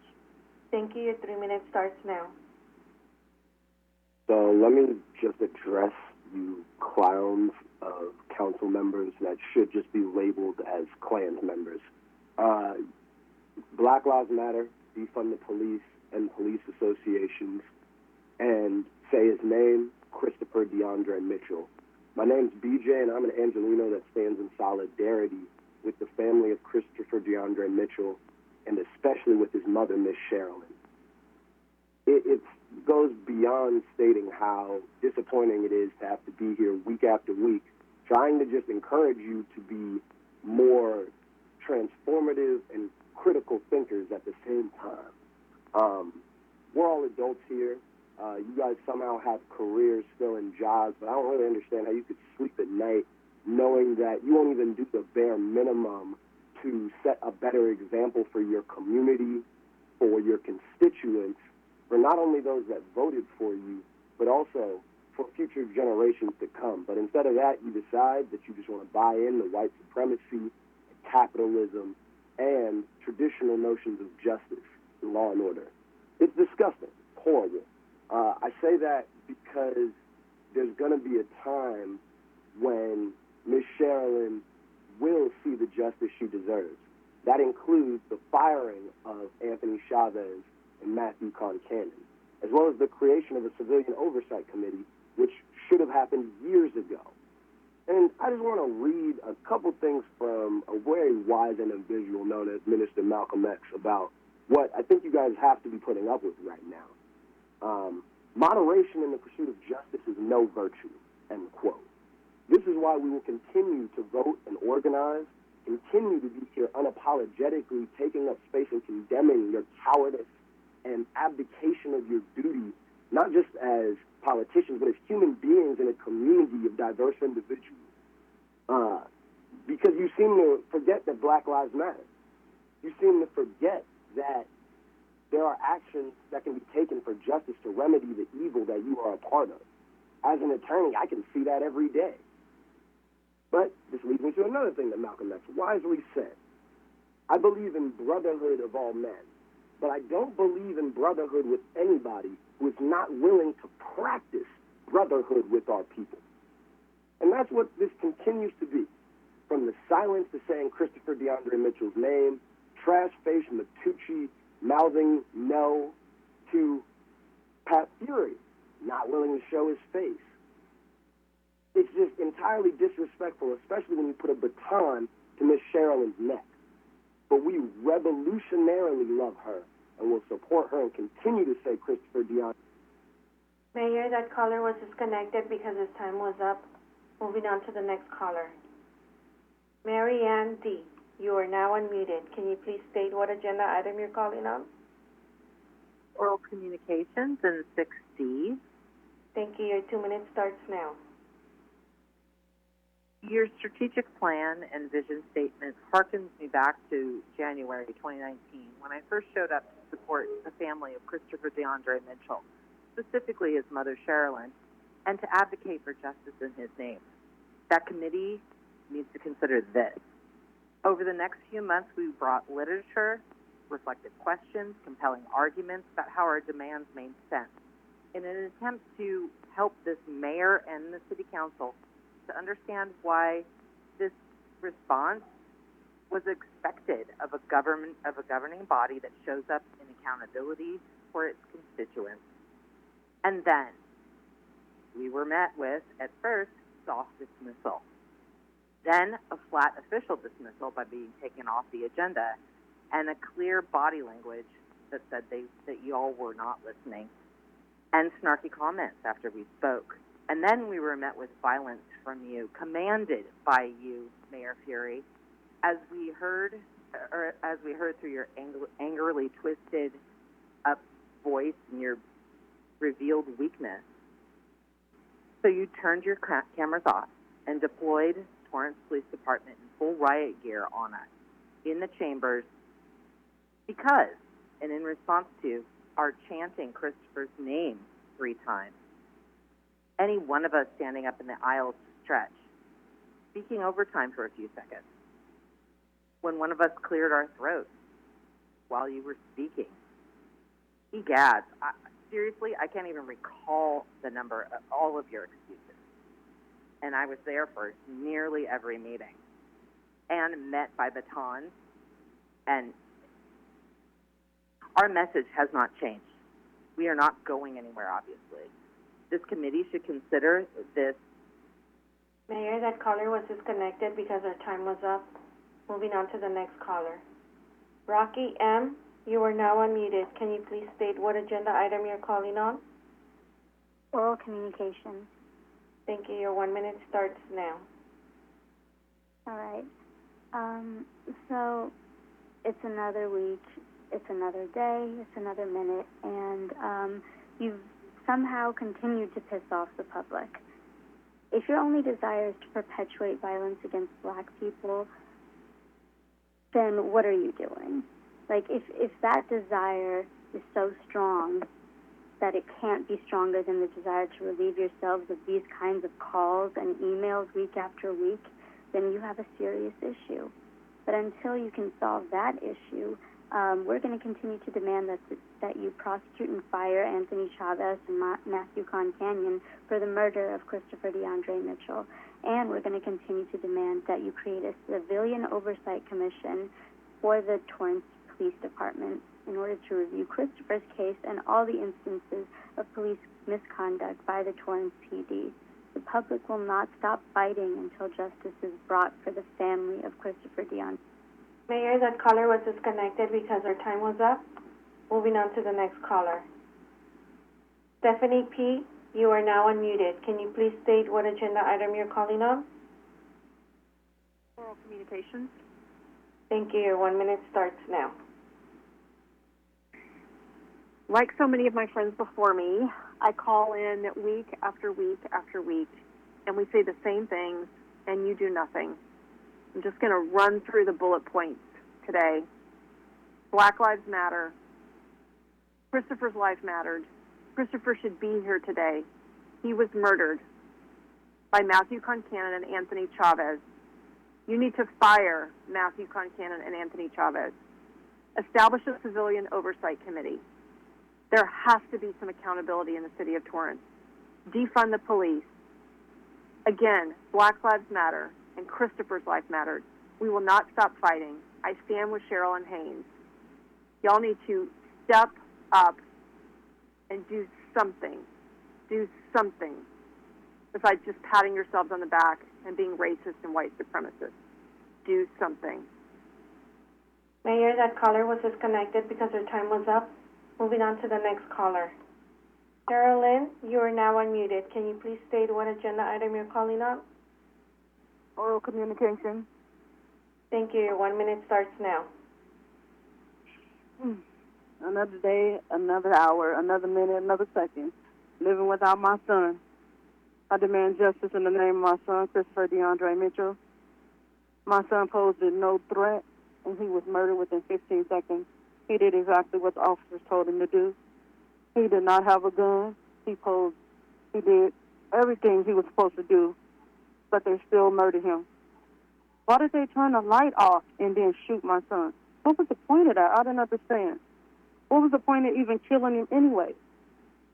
You could have used different measures instead of stealing my son's life. Why, and why? He'll never tell me, I know.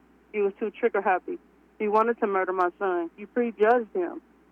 You didn't have to. You could have resumed to not even come into the car, period, and stay behind the car like you should have did. Mayor, that caller was disconnected because her time was up.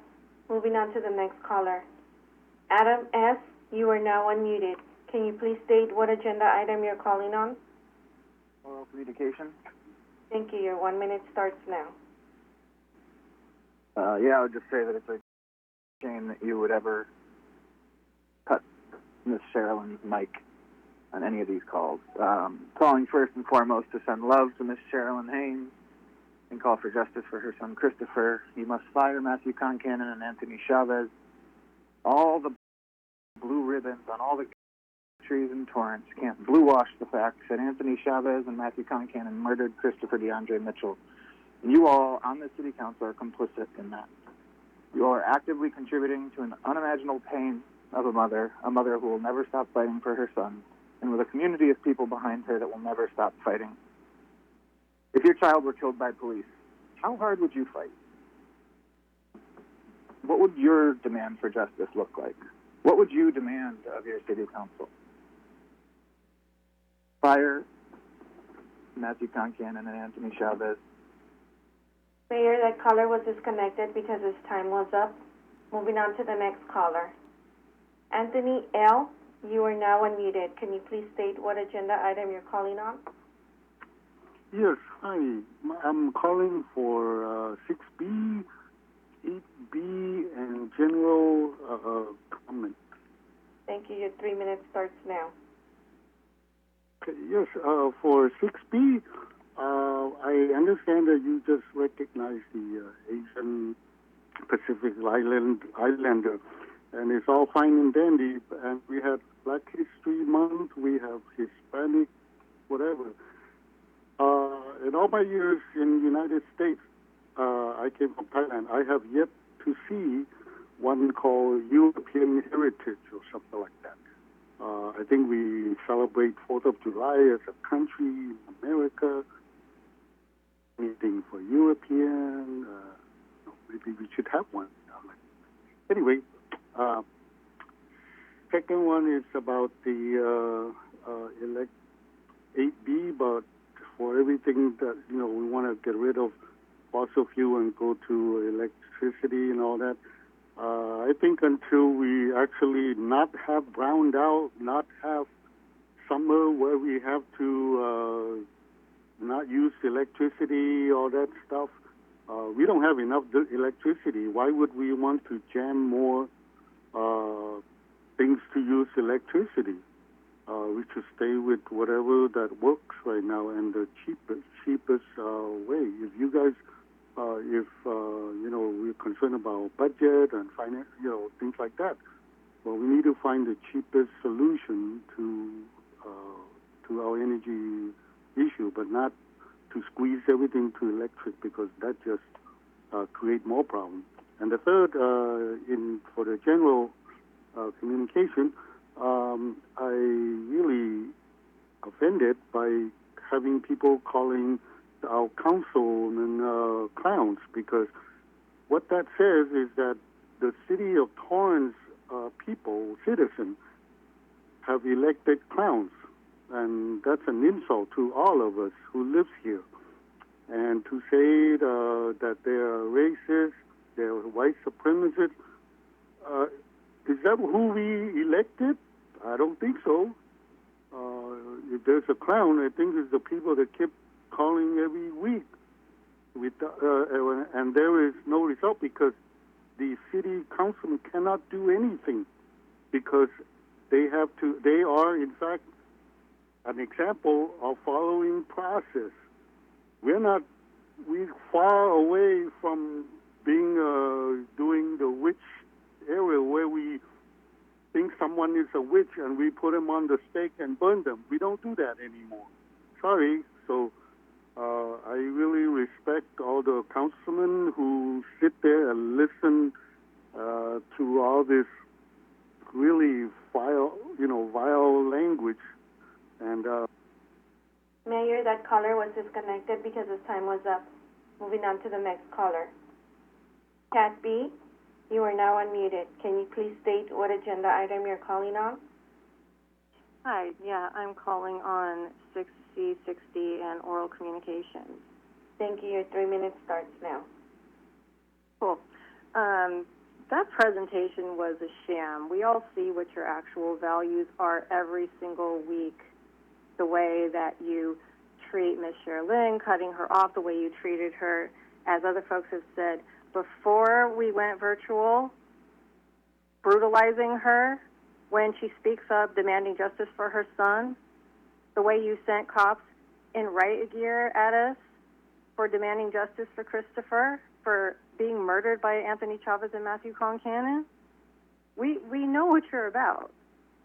The way you've limited our time, we used to be able to speak for 3 minutes regardless of how many items we had to talk about, but you've limited that needlessly.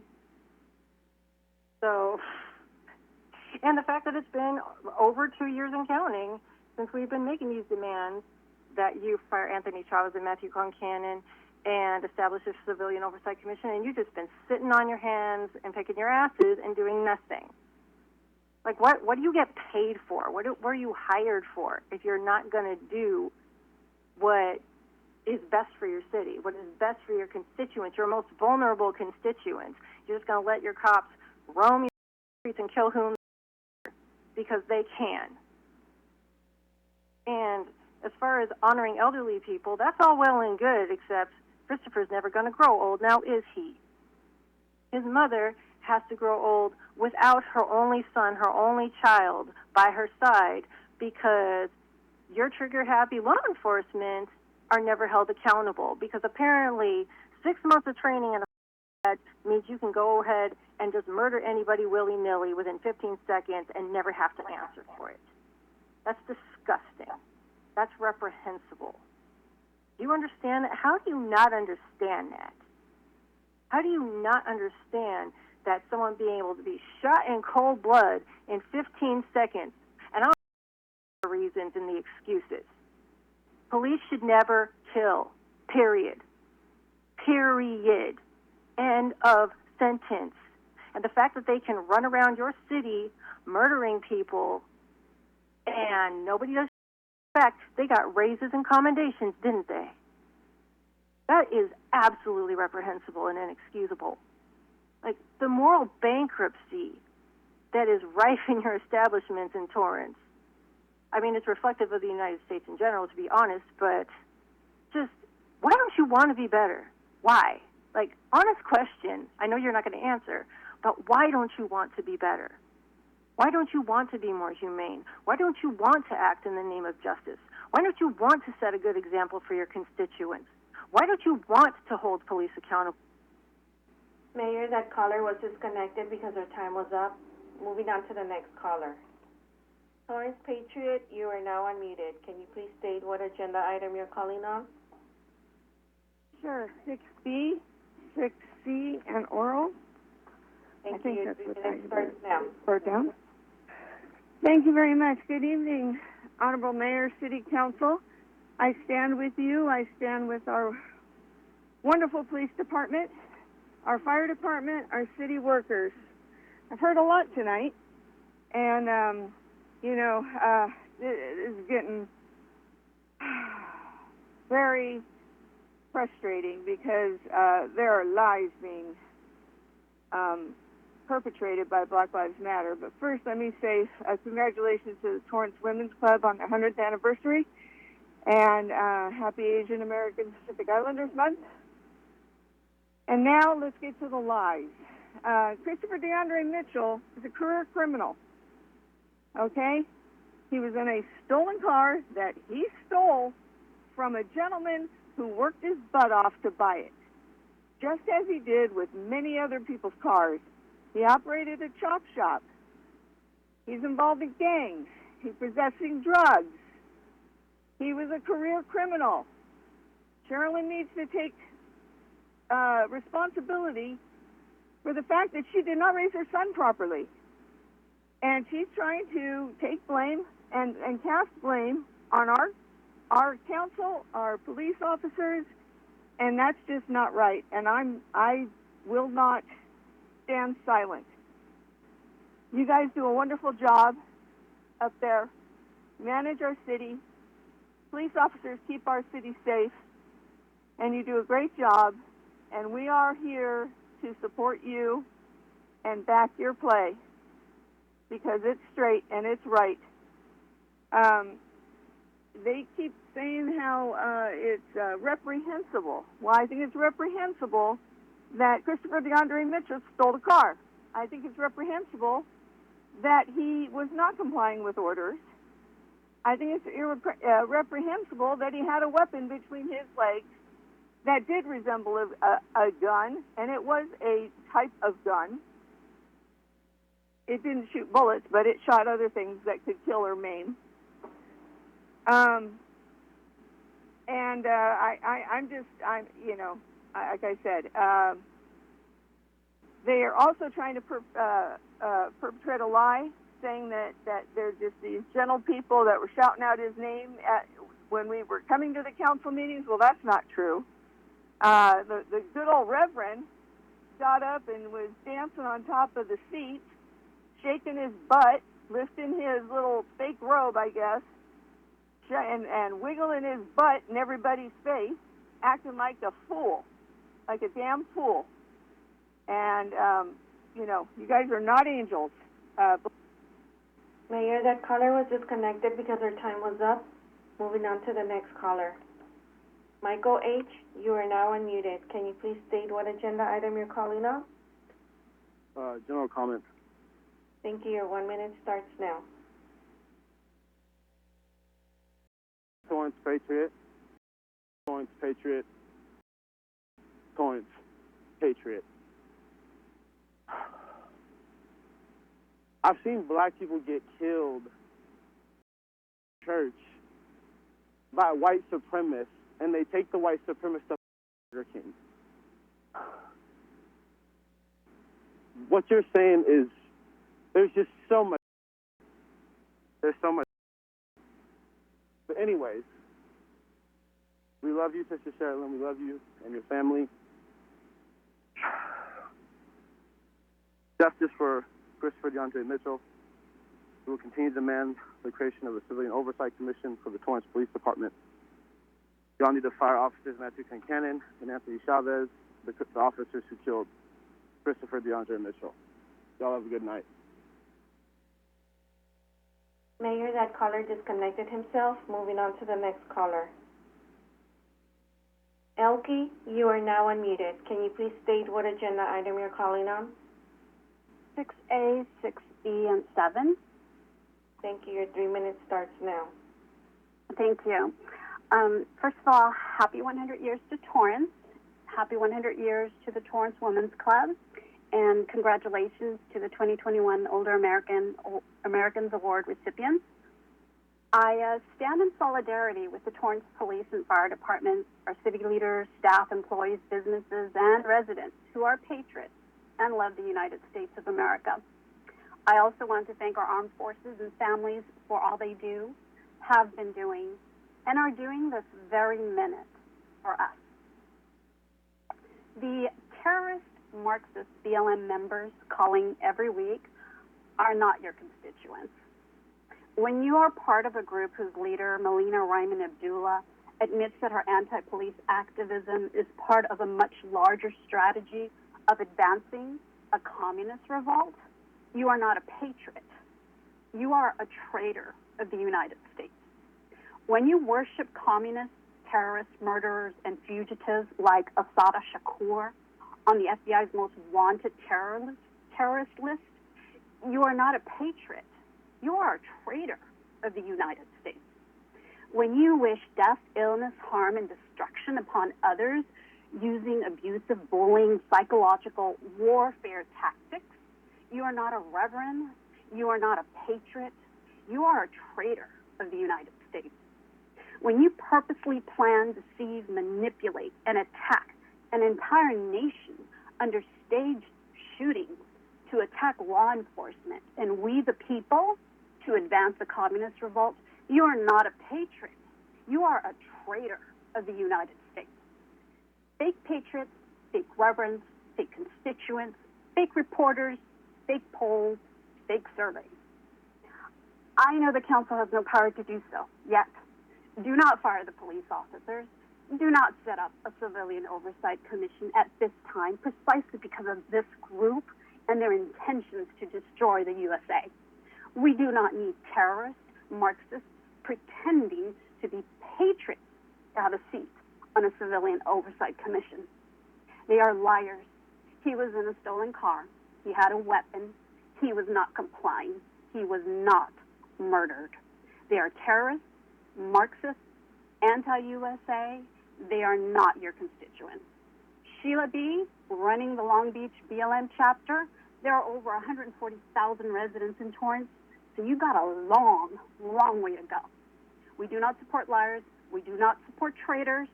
No patriot stands alone. We stand with our Torrance police. We stand with our Torrance police and fire department, city leaders, staff, employees, businesses, and residents, the real Torrance community. We are you. Mayor, that caller was disconnected because her time was up. Moving on to the next caller. Jane R., you are now unmuted. Can you please state what agenda item you're calling on? General comments? Thank you. 1 minute starts now.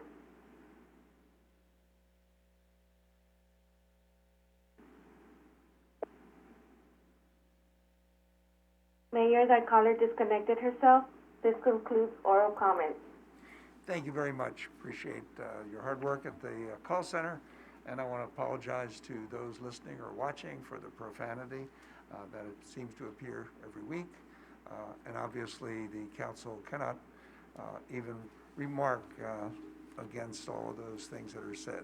But suffice it to say, they have their First Amendment right to say it. We move on to We move on to item 10, which is a public hearing. Now is the time and place for the second public hearing on the fiscal year 2021-2023 proposed biennial budget and capital improvement plan. We will dedicate a half hour to public comment when the time comes up, and I will leave it to 2 minutes per speaker. When you're speaking on an agenda item, you must be on topic. We'd like to get in as many speakers as possible. If you're not speaking on topic, or if we cannot tell if you are speaking on topic, you will get a warning to get back on topic, and if not, then you'll forfeit the remainder of your time, and we'll move on to the next caller pursuant to City Council Rules of Order, Section 6.5 and Section 6.7B3 and B4. If there are no speakers waiting before the 30-minute period has elapsed, we'll close that portion of the public comment portion of the hearing. Madam Clerk, has this matter been properly advertised? Yes, Your Honor. Does the staff have any remarks for the City Council? Good evening, Mayor and members of the Council. Sheila Poisson, Finance Director. There will be no formal slides being presented tonight, but I will have a more verbal presentation. Tonight, the recommendation is to conduct the second public hearing related to the fiscal year 2021 through 23 proposed biennial budget and 5-year capital improvement plan. On May 11th, a presentation was given explaining the city's budget structure, economic outlook, citywide budget changes to the operating budget, and program modifications from the police, public works, and transit departments, and a pension overview. Tonight, the city manager and myself also recommend that City Council adopt the following 3 resolutions, which are attached to the staff report as attachments B, C, and D. First is the appropriations resolution for the 2021 through 22 fiscal year of the 2-year operating budget. Second, the appropriations resolution for the 2021 through 22 fiscal year of the 5-year capital improvement plan. And lastly, the resolution to approve the 2021 investment policy in which no changes are being made from the prior year. The appropriations resolution reflects only one update since last week's May 11th hearing, which is a $16,540 increase in expenditures to the Street Lighting District Fund to align with the final recommended number in the annual engineers report, which is attached to tonight's item 9E. No updates were made to the capital improvement plan as originally presented. If council adopts the recommended resolutions, a final adopted book will be circulated and published to the city's website. The adopted book will also reflect the increase in the revenue estimate from the American Rescue Plan Act, federal aid funds. That concludes my presentation for tonight. If I could turn it back to Mayor and Council. Thank you, Ms. Poisson. Does the council have any questions for staff at this time? I see no one checking in, so we'll ask if there's any members. Oh, Councilmember Chen just did. I'm sorry. Mayor, I was going to actually let the public speak and then I'll come back. That's okay. Then I'll take you off. To the call center, do any members of the public wish to be heard? Mayor, I don't see any callers in queue right now. Okay. And then I'll take a motion to close the second public hearing.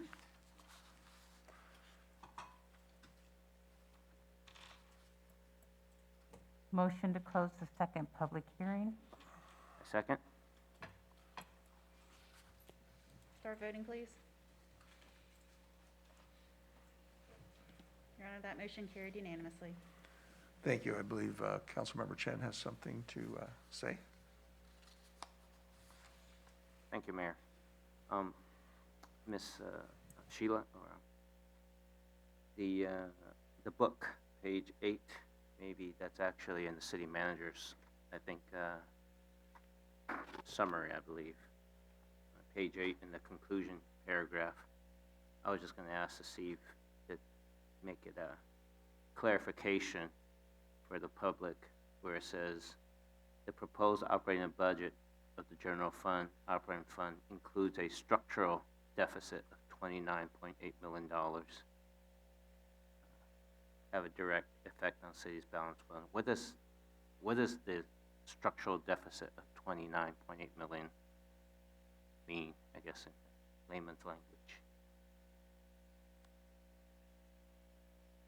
Councilman, when we refer to a structural deficit, it basically means that the incoming revenues do not support the planned operating expenditures. Okay, so I think last week I might have asked for a clarification closely along that line. You can see maybe I have a brain clot on that.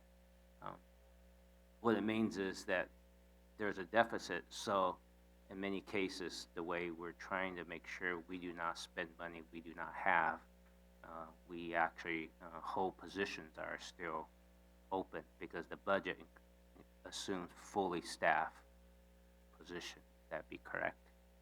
That is correct. The amounts here referenced as a deficit are currently being balanced through the federal aid funds, which total $24 million, and in addition, held vacancies. Okay, great, thank you. So I think last week during the PowerPoint slides, there was one page which caught my attention, and I had to wait a whole week to regurgitate it a little bit. I think it was the trying to see which page I was looking at. I'll find it real soon. I should have marked it.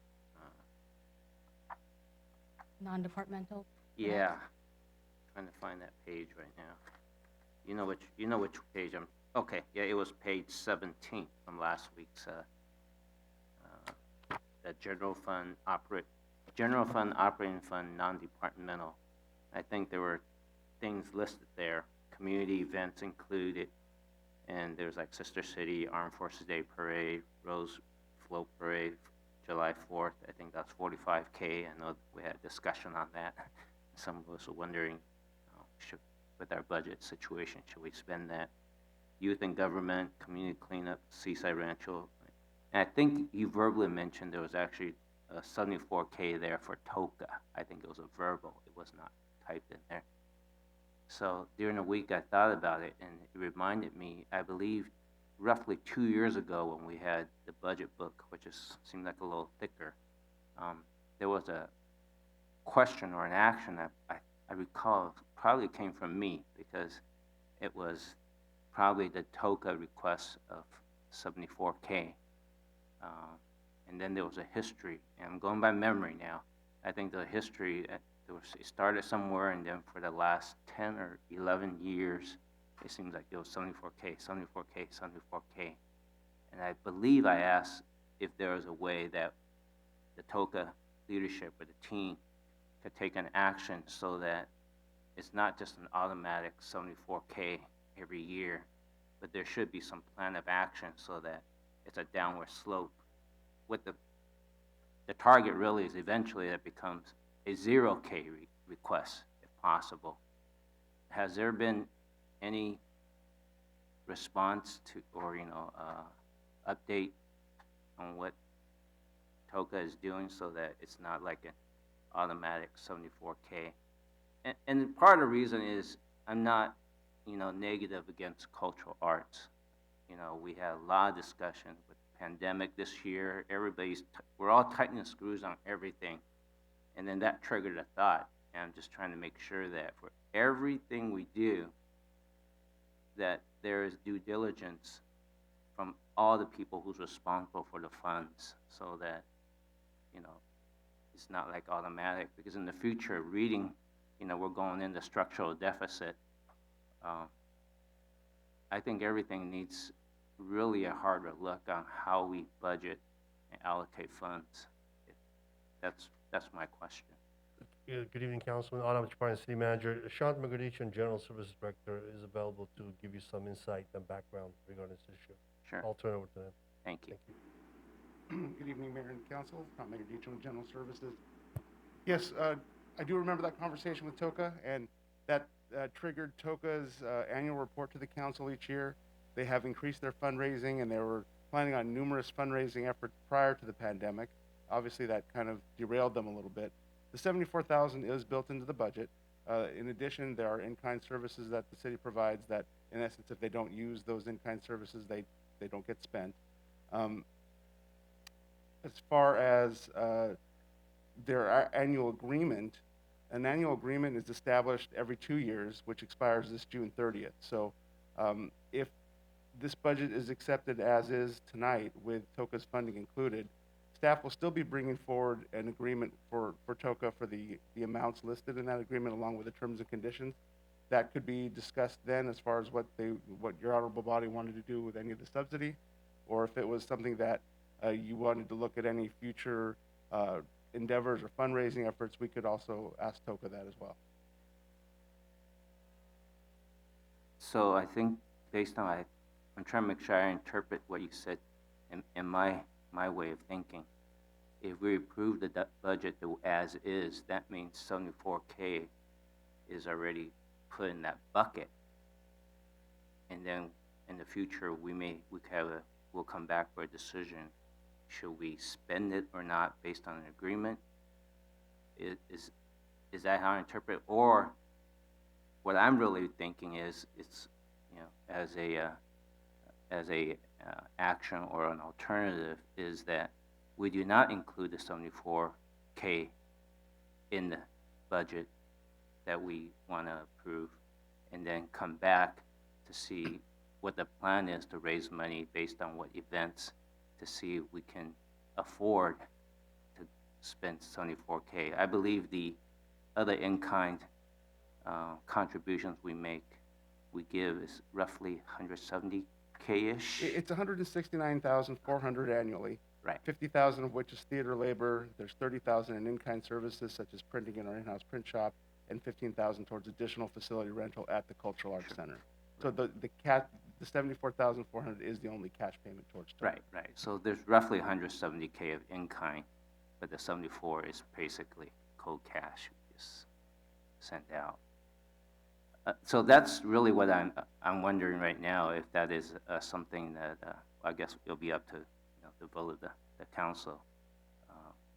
Did Mr. Chaparran have another? That's right, Councilman. Should council wish, we could, as in the past, bring back a separate item and invite TOCA to submit there. In the past, they've given us a memorandum and also an opportunity to bring their leadership or the organization to come and address the city council. But for now, the budget assumes the funding based on prior direction from council. We can always revisit. Yeah, I would like to have an action for TOCA to come back. At least, I think it's the right thing to do. We need to look at every item, especially, we've already said we got a structural deficit already going in, so it seems to me we shouldn't automatically fund something that we don't know what the action is coming back to try to fund itself, which most other events are trying to do. That is my suggestion or recommendation tonight. Thank you. Any other questions or comments? Councilmember Griffith. Yes, thank you, Mayor.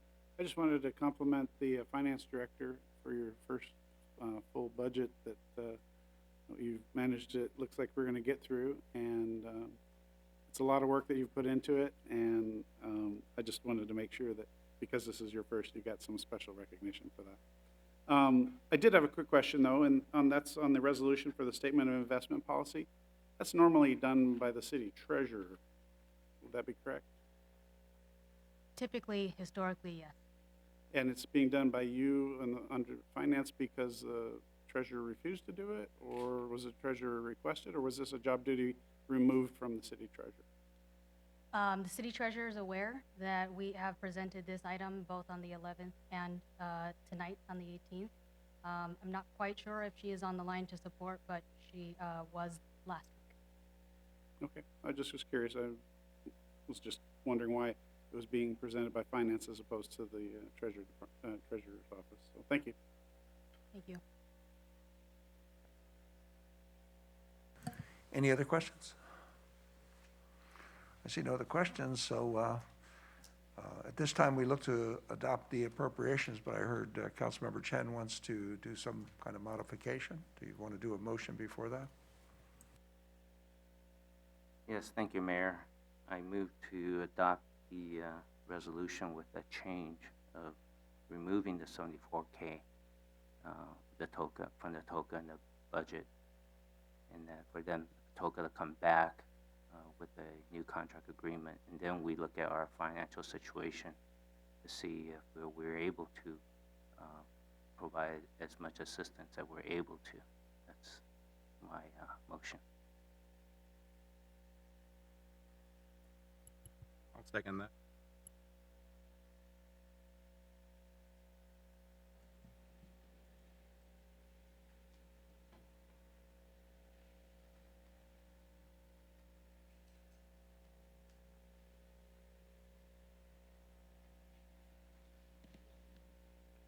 Your Honor, the motion carries with Councilmember Ashcraft, Griffiths, and Mayor Fury voting no.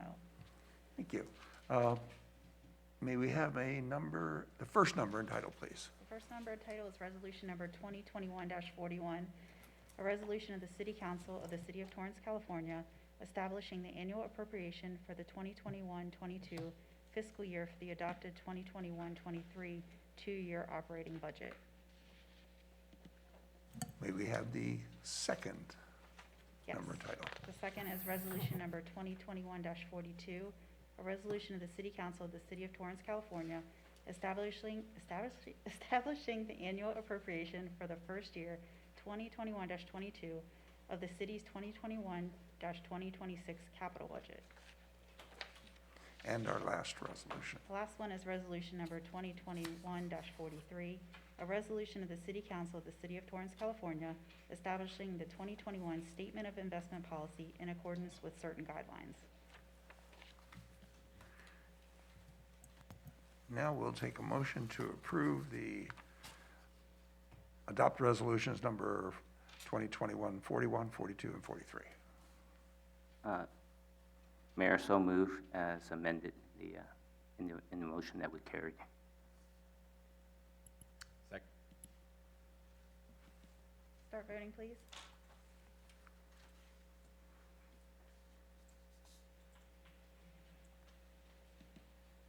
Your Honor, that motion carries unanimously.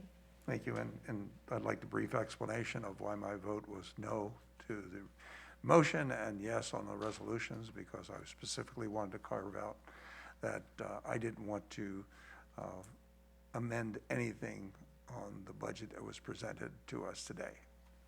I thought it was appropriate, adequate, and when we're talking about all the cuts that we did make, it should have been made before this. That's just my feeling. Councilmember Ashcraft? I too would like to talk about my vote was the same reasoning. Other than looking at TOCA, we as a city many years ago voted to support cultural arts, and we built the Armstrong Theater, and it comes with a price. If we don't support these cultural arts, they will go away. And as history has shown itself, because our theater is the size it is, and now with COVID, financially, it would not float. And so I was not for bringing back or questioning the cost of TOCA. I have questioned it before, and it's in the budget. We voted on it before, and we've had discussion on it. So that's my reasoning. Thank you. Thank you. Councilmember Matucci.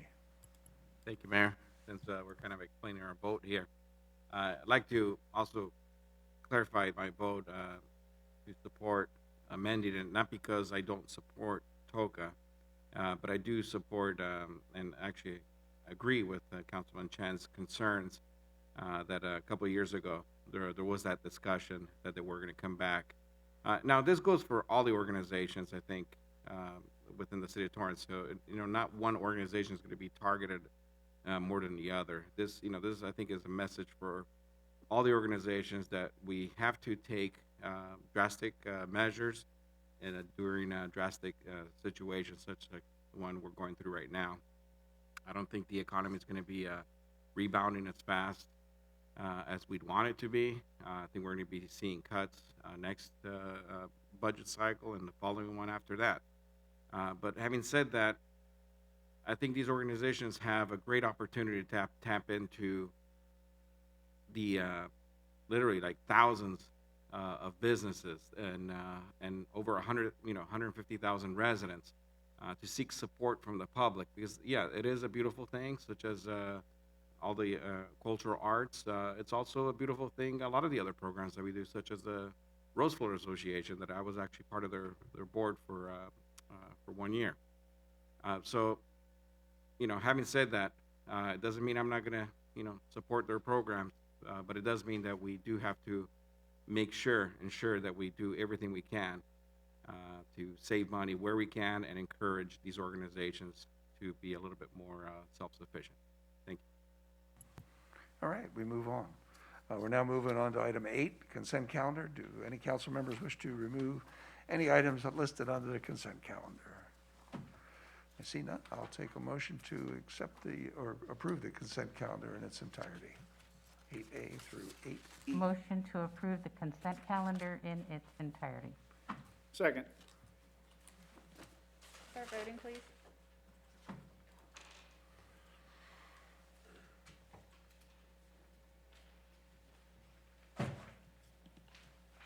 That motion carries unanimously. Thank you. Next item on the agenda is item 9A from the city manager to provide COVID-19 recovery update and determine direction on orders from the County of Los Angeles and the State of California regarding COVID-19. Mr. Shaparian. Thank you, Mayor, Honorable City Council. Adam Chaparian, City Manager. Today, LA County reported 7,332 positive cases in Torrance. Unfortunately, our death count number has increased by 1 to a total of 216.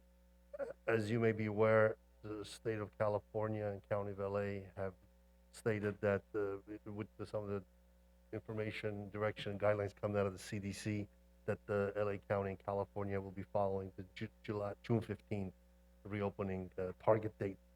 As such, we remain in the least restrictive yellow tier. And as of today, the justice case rate has dropped to 1.2 new cases per 100,000 residents, and the test positivity rate dropped to 0.6. The Katy Geyser Library is open Monday and Wednesday from 12 p.m. to 8 p.m., Tuesdays, Thursdays, and Fridays, 10 a.m. to 6 p.m., and Saturday from 9 a.m. to 5 p.m. El Retiro, Henderson, North Torrance, Southeast Torrance, and Walteria Library branches are open Monday through Friday, 10 a.m. to 6 p.m., and Saturday from 9 a.m. to 5 p.m., and we're happy to have our residents and patrons coming back. West Annex Lobby services resumed May 12th for the start of summer program registration, and based on information from Mr. LaRock, we are getting a steady flow of registrations. Housing office services to the public will remain by appointment only.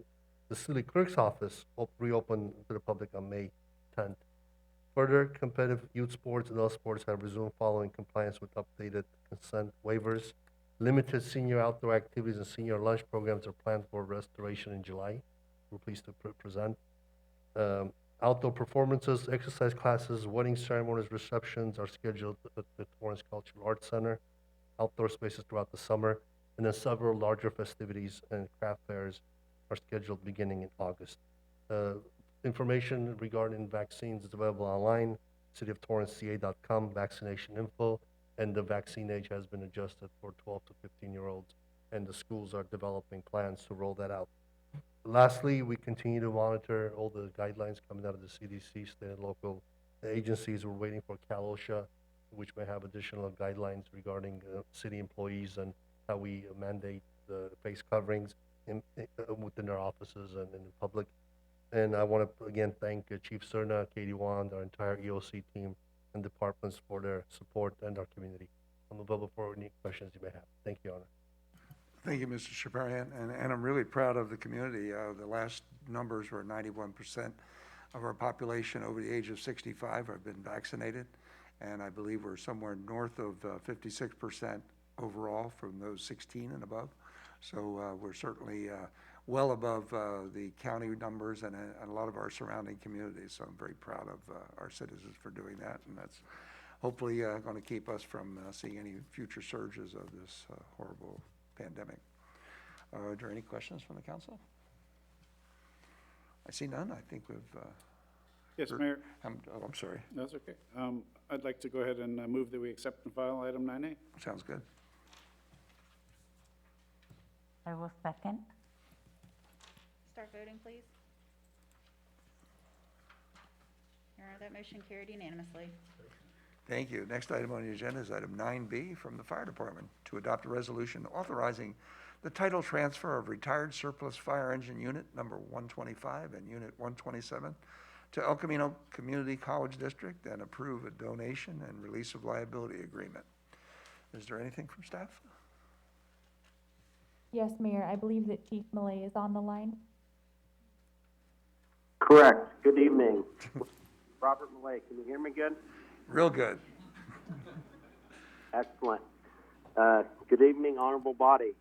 Recommendation of the fire chief that City Council adopt a resolution authorizing title transfer of retired surplus fire engine, Unit 125 and Unit 127, to the El Camino Community College District, and approve a donation and release of liability agreement with the El Camino Community College District.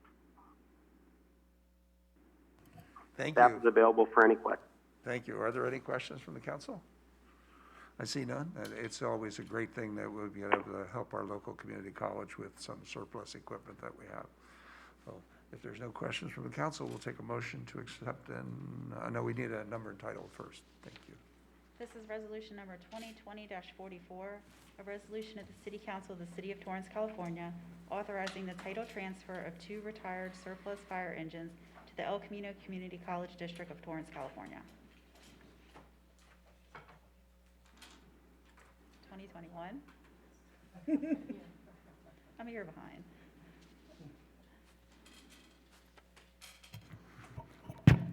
I move that we adopt Resolution 2021-44. Second. Start voting, please. Your Honor, that motion carried unanimously. Thank you. Before we move on, we're going to take a 5-minute break. It's after 9 o'clock.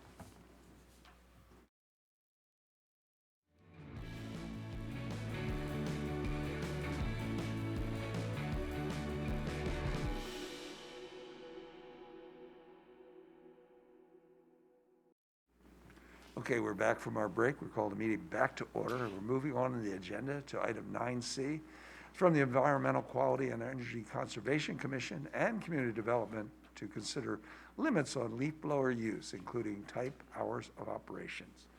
From staff, Ms. Cessna.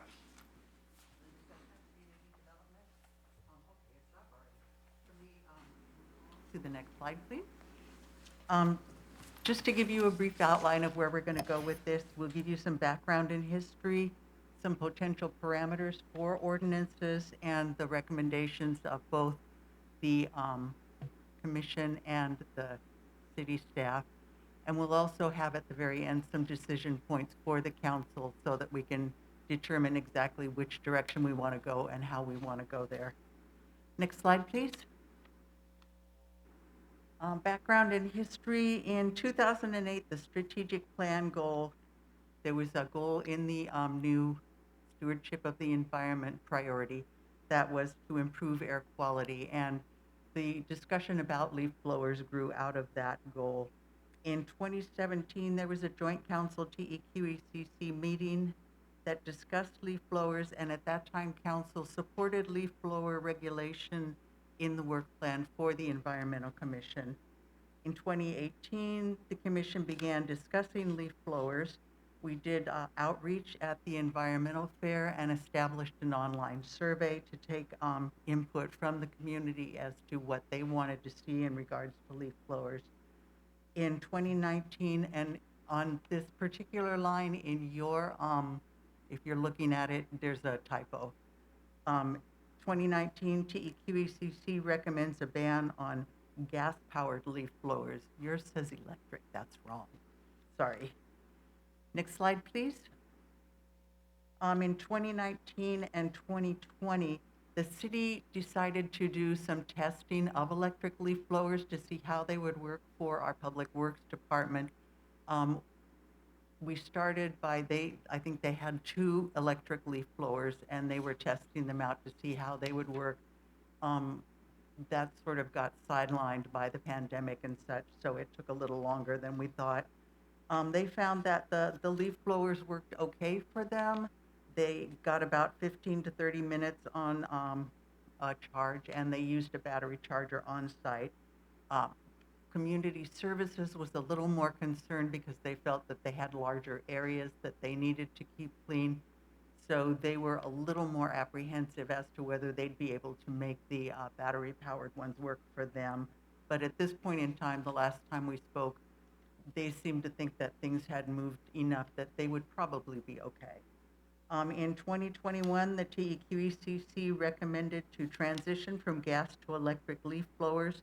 They also broadened that to include other landscaping equipment, making use of the South Coast Air Quality Management District Exchange Program, which will allow groups such as the city, other gardeners and such, to purchase, exchange gas for electric at a 75% discount.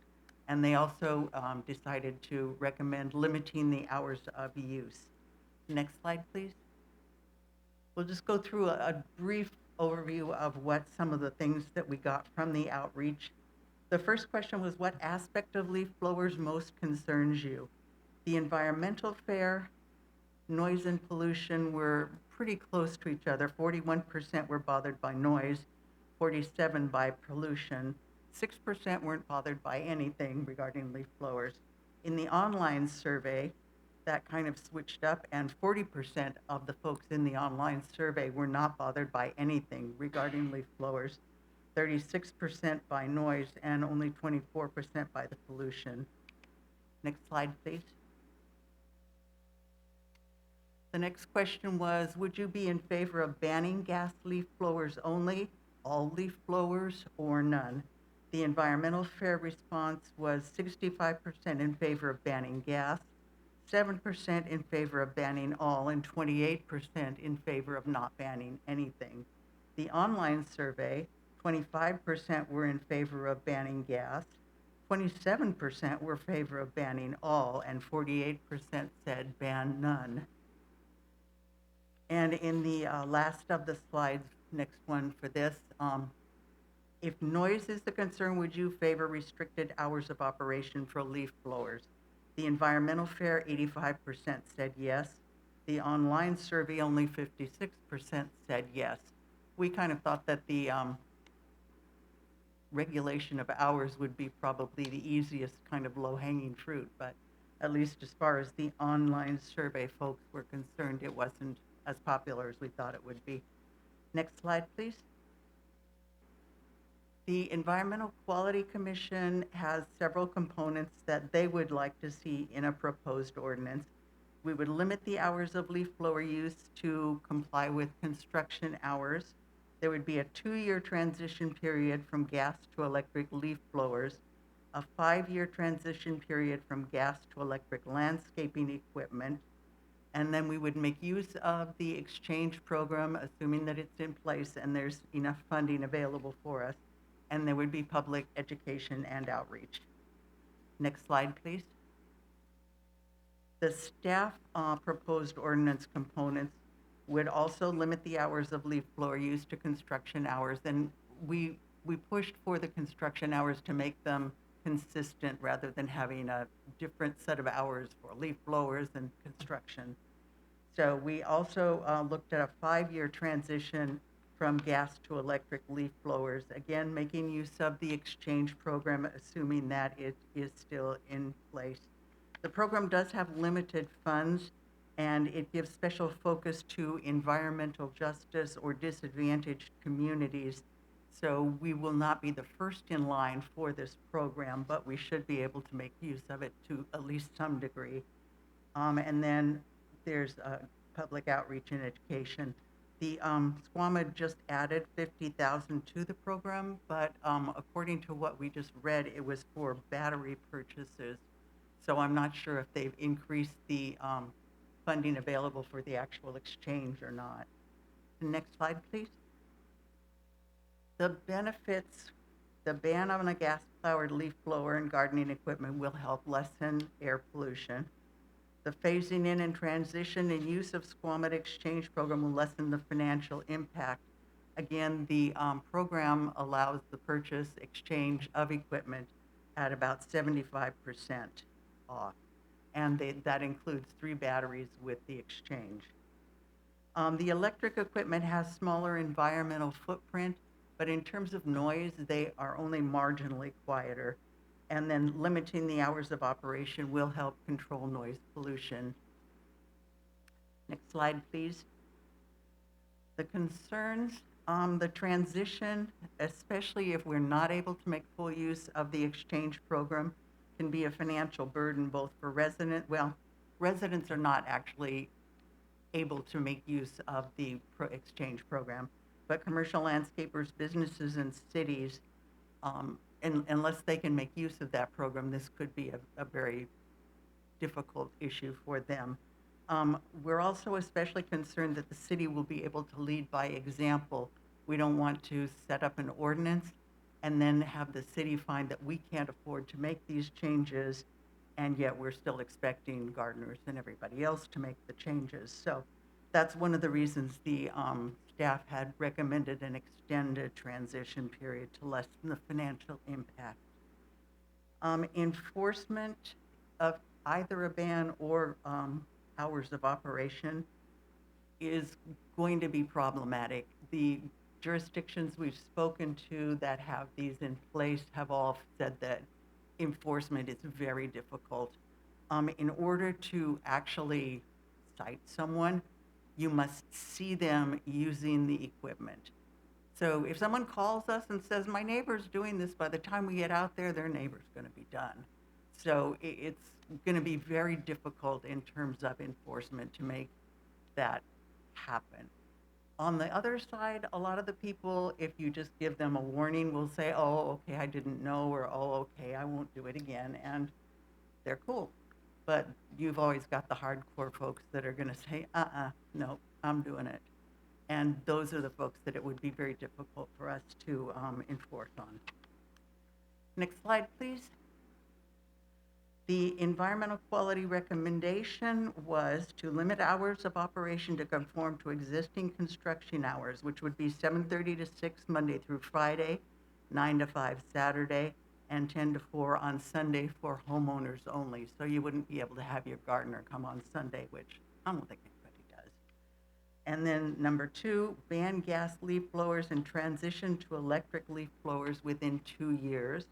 Number 3, ban gas landscaping equipment and transition to electric within 5 years.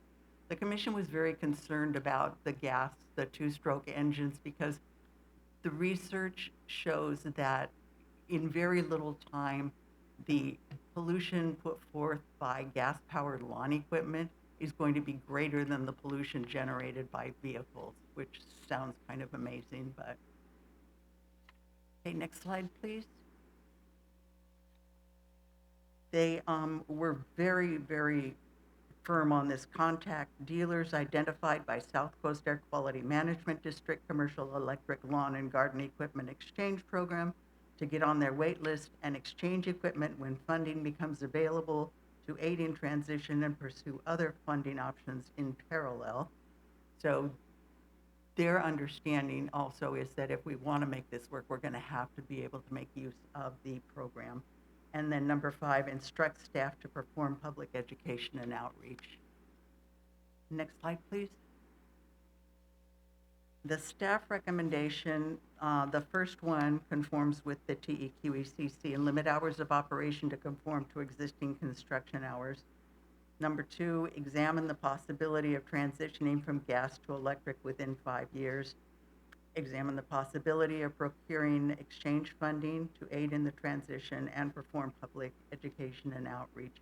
Again, our concern as staff is that we have the funding available, that we have the ability to make this transition ourselves before we expect the public to be able to do it. Next slide, please. So from our point of view, there are certain decision points that we need guidance on in order to take the next steps. The first one is, do we want to create a new ordinance regarding leaf blowers? And if we do we want to limit hours, days of operation? Do we want to set out a transition of leaf blowers from gas to electric, and what kind of time frame? Likewise, do we want to transition all landscaping equipment and a time frame? Do we want to do additional study and outreach, or do we want to accept and file? Our feeling is that we need the guidance from the council in terms of, do we want to do an ordinance? How do we want to set it up?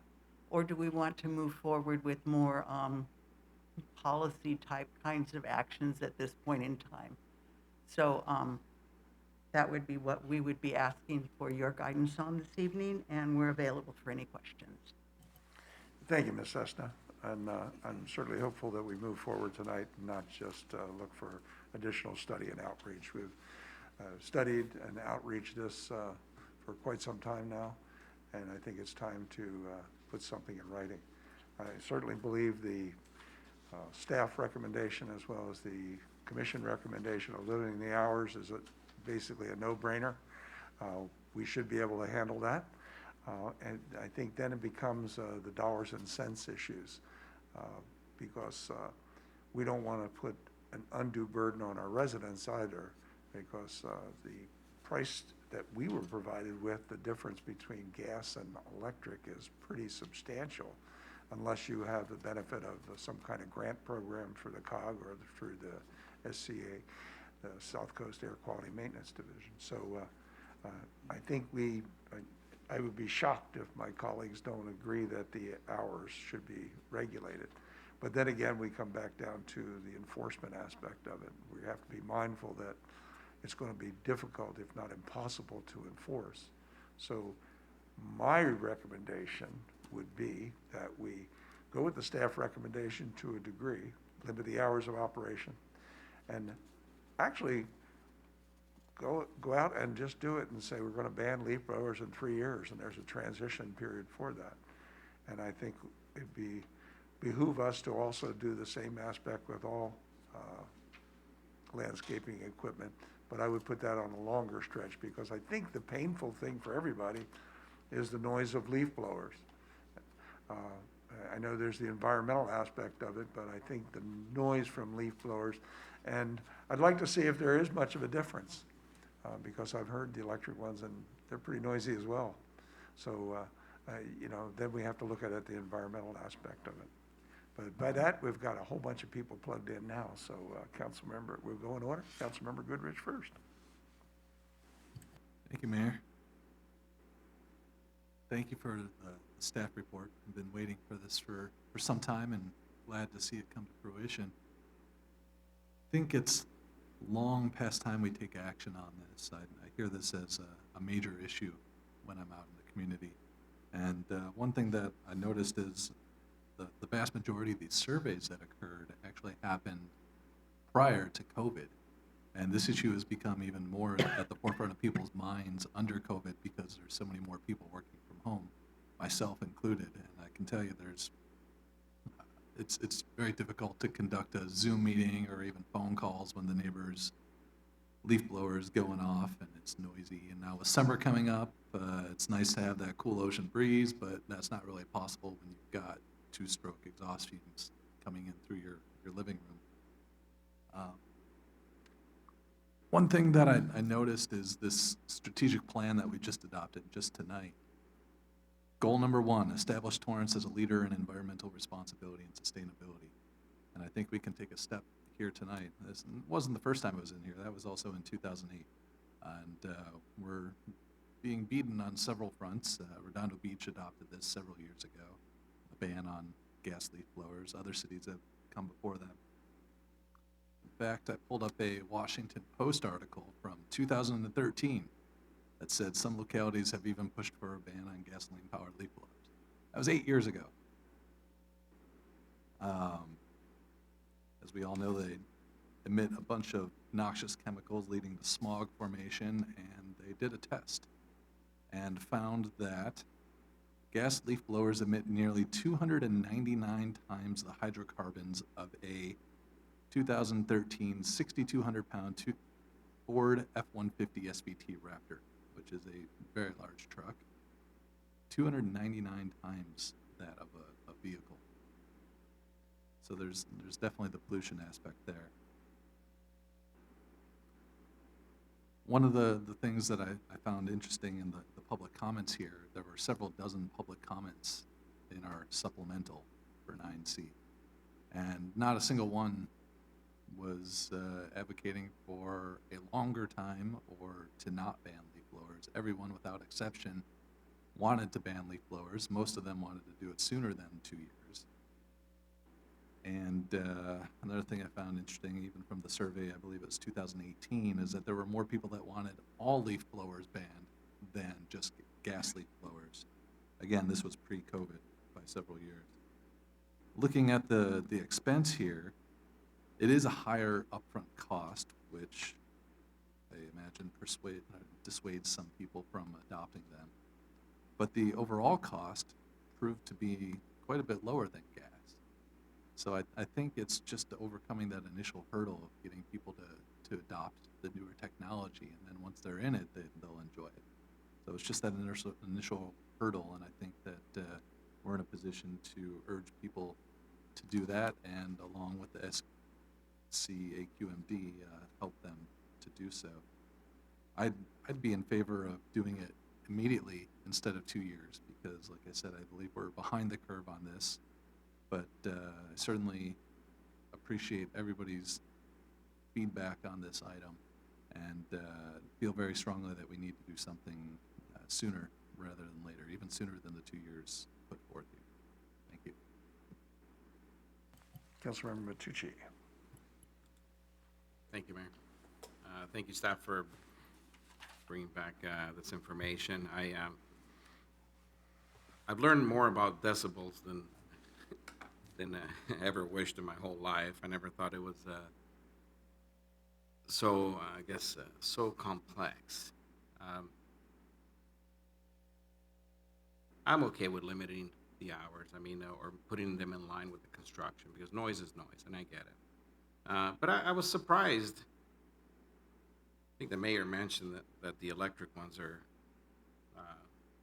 pretty loud as well. So based on the research that I did, first of all, I think OSHA considers 90 decibel a safe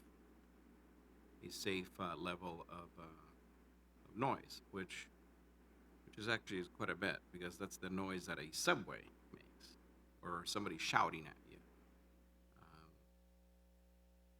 I brought up a chart that says leaves rustling or soft music or a whisper is about 30 decibels.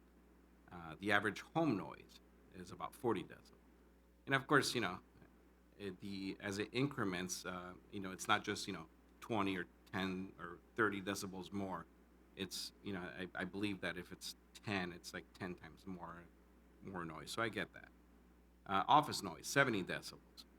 A vacuum cleaner, 75 decibels. These are obviously things that you would see inside. But heavy traffic, a window air conditioner, noisy restaurant. Those are between 80 and 89 decibels, which is actually higher, from the research that I've done, higher than actually a gas blower, which is usually between 70 and 75 decibels. An electric blower is showing about 65 decibels. Of course, I'm sure you can find, I think the Roby, I think Roby is a household brand at Home Depot. Home Depot is not a sponsor. And I'm definitely not advocating for Roby, but Roby, I guess, makes a power blower that's electric, that's actually one of the most quietest ones. I think it's in the 40 decibel range. The problem with that is the battery life is about 30 minutes, which leads me to my next thing is that for commercial use, and I've actually stopped and actually talked to a gardener this morning because this is on the agenda. I figured, you know what, let's talk to the experts. The gentleman was very nice. He had an actually lengthy conversation about it. There's some cities that have banned them. I think Redondo Beach has banned gas blowers, but guess what? My sister lives in Redondo Beach, and gas blowers are still blowing stuff around every Saturday morning, Sunday morning, pretty much every other morning, because it's really hard to monitor. And also, what are you going to do? Keep on sending the police out, writing tickets? Let me talk about Harley Davidsons. You want to talk about loud? Harley Davidson, a stock Harley Davidson is between 70 and 80 decibels, which is actually higher than a leaf blower. A modified one will reach up to 140 decibels. Modified one is when they take the pipes out and it pretty much puts a straight pipe. I hear plenty of those in front of my house, multiple ones a day. Ambulance sirens, between 100 and 140 decibels. And the reason I mention this is because, some of the argument that noise, I get that. I think the argument about pollution, I think is a better one for anybody that's pushing for this, because noise, guess what, in urban settings, high traffic, a lot of people, a lot of cars, you're gonna have noise everywhere. And trust me, a leaf blower is not gonna be the main cause of noise in an urban setting. Kids playing in a backyard next door to my house. Are we gonna ban those? Because there's plenty of noise coming from there.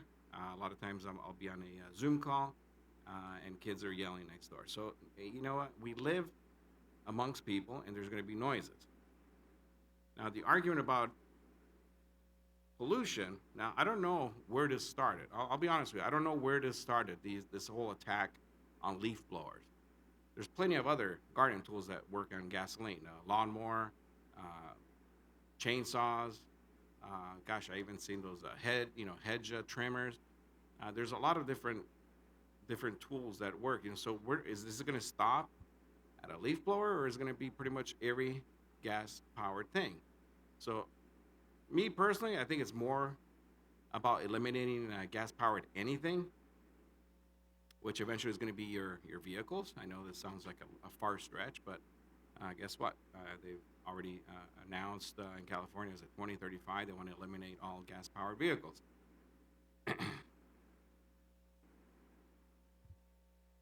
Me, personally, I think this is government overreach. I think we wasted so much time on putting this report together. I think we're falling victim to the same agenda that's being pushed elsewhere, to where we're going to put a huge financial burden on these gardeners that are going around and just basically scraping by, charging $30-40 a visit or less, and we're going to tell them to buy all new equipment, electric. Where are they going to charge it? I think in the report it said inverters. You know how much power inverters use? You have to keep your engine running in order to keep on charging those batteries. If not, your car is going to be dead.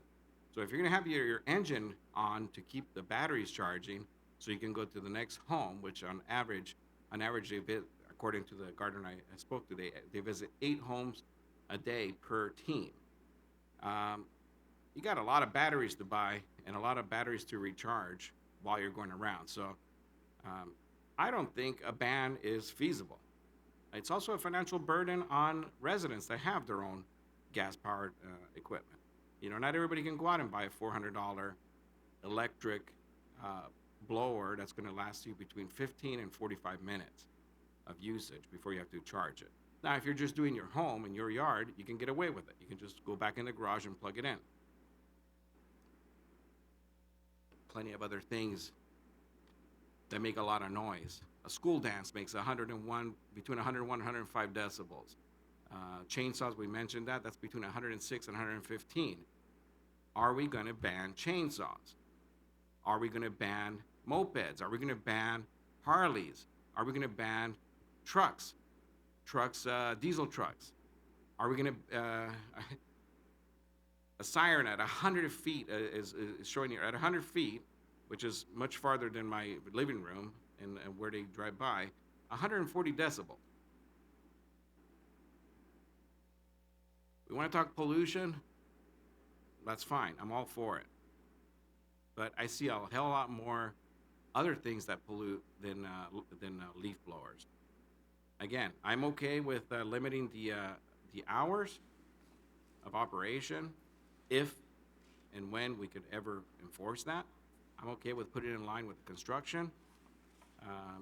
But I will definitely not be okay with any kind of ban, whether it's electric or gas, because quite honestly, I don't think it's gonna stop at leaf blowers. It's gonna keep on going and going and going and going. And before you know it, we're gonna be left with nothing gasoline. And I'm perfectly fine with that.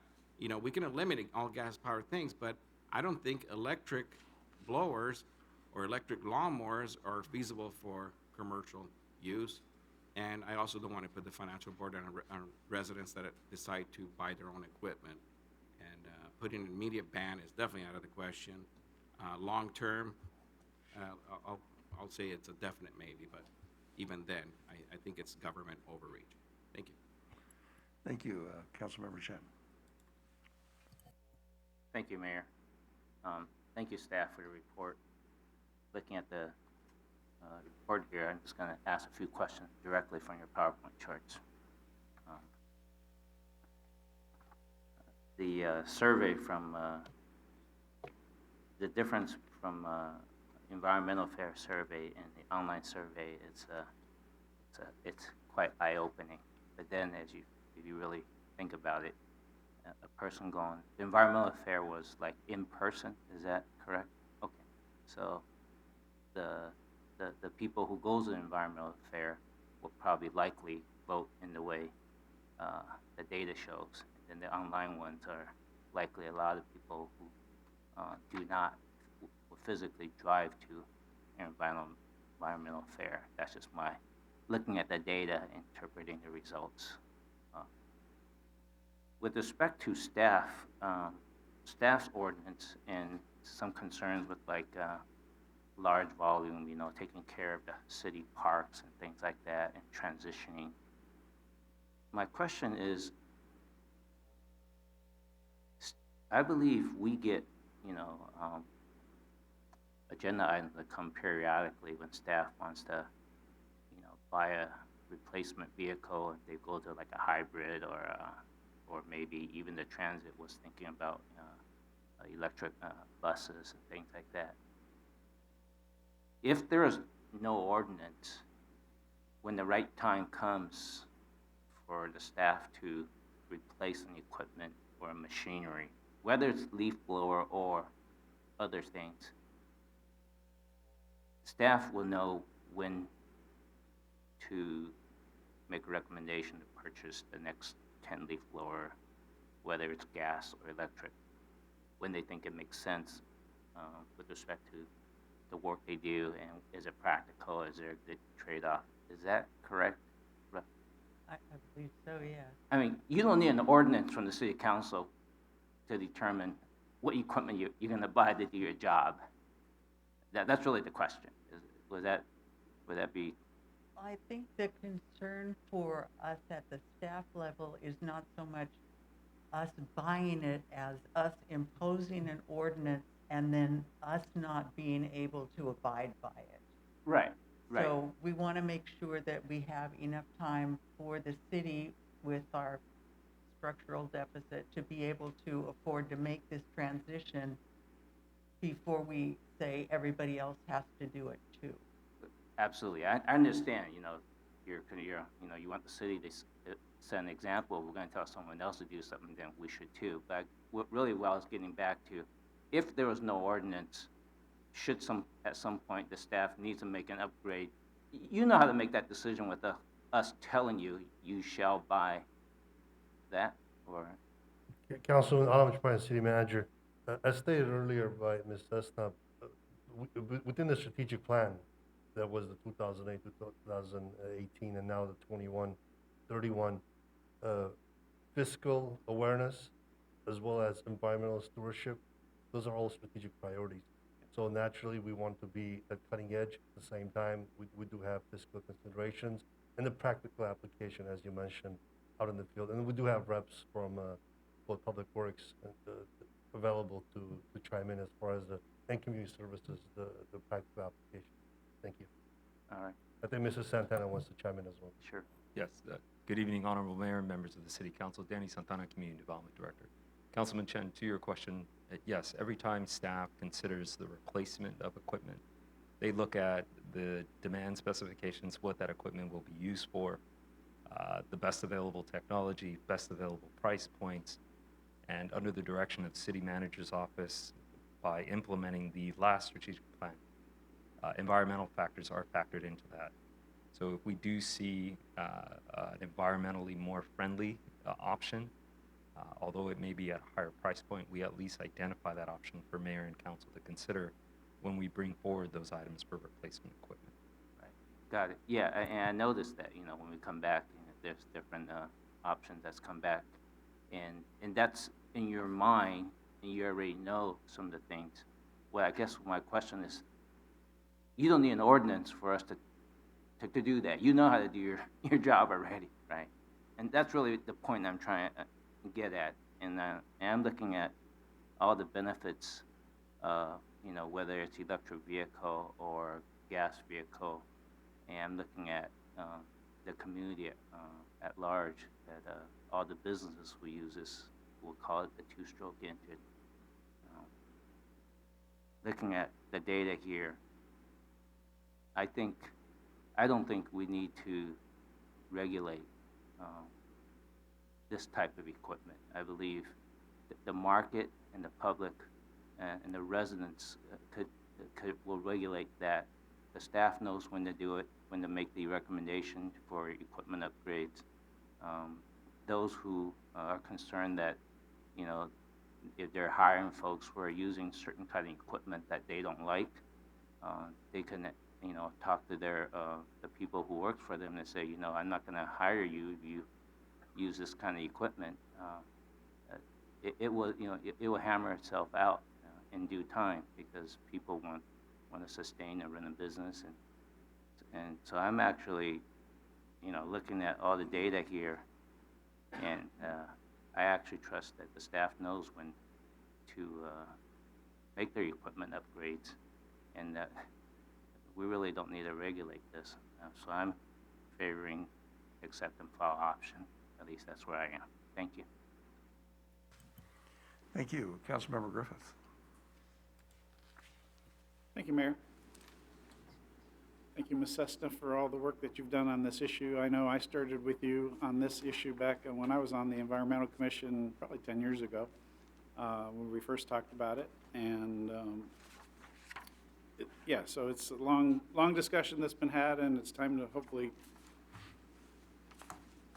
make something happen or end the discussion, one of the two. And so,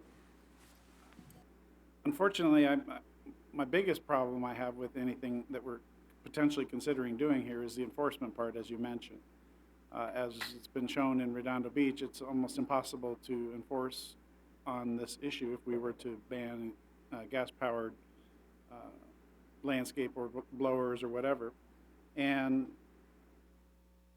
that, to me, creates a big problem, because we already, all of us up here, deal with the frustrated public who we have all these laws and ordinances in our city, that many of which we don't enforce or enforce well. And the public knows we have laws, but they complain, how come you're not enforcing? And we have to give them all kinds of reasons, this, that, and the other thing. And I'm a little concerned that if we impose some restrictions like this on the gardeners and the public and the city, if we can't enforce, then all we're going to do is really confuse the public when they're going to call and say, hey, my neighbor's leaf blower is going. It's going to take staff time. It's going to create lots of frustration with the public who say, why do you pass a law and you can't enforce it? And so that's, to me, that's probably the biggest issue I have with putting anything in place. But the flip side of that is my issue is, as you remember probably well hearing me say 10 years ago, is that the noise of leaf blowers is, to me, the number one irritant. And I remember there was a time in my neighborhood where every single morning at like 8 o'clock in the morning, a different neighbor had a leaf blower and gardener coming out. And so every single morning, I get waking up to the sound of leaf blowers. And it's really not the kind of environment I want to live in. And unfortunately, none of this does anything to impact noise. As a matter of fact, I think it even says in the report that the electric-powered leaf blowers don't really decrease the amount of noise. And I've personally used both corded and battery-powered electric leaf blowers, and they're tremendously noisy. And I do view them as equally noisy to gas-powered, and from my own personal experience. I've also used electric lawnmowers. Used them personally on my own property. And they work great. They do a great job. The technology has improved tremendously on the new landscape equipment that's battery powered, but it really doesn't solve the noise problem, and I don't know that it really solves the commercial effectiveness that a gardener is going to require to need for day-long usage. So I'm really torn on how to proceed. So I have a few more questions that I wanted to ask. Is that well, first, another comment is that professionals, gardeners, they buy whatever they think is the best equipment for what their ability to do their job. And I don't see professional gardeners buying electric equipment today, which tells me that there must be a reason, and that's that they think that the gas-powered stuff allows them to do their job better. And so that tells me that something is very telling, that gas-powered stuff is still the way to go for, at least for commercial use. And I know that technology is getting better, and I think that there will become a time, just as there was with the electric vehicles, where they become a better option than they may be today or 5 years ago.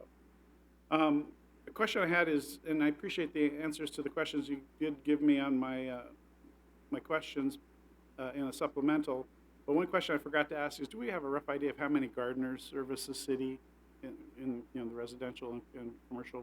How many gardeners would be impacted by a ban like this?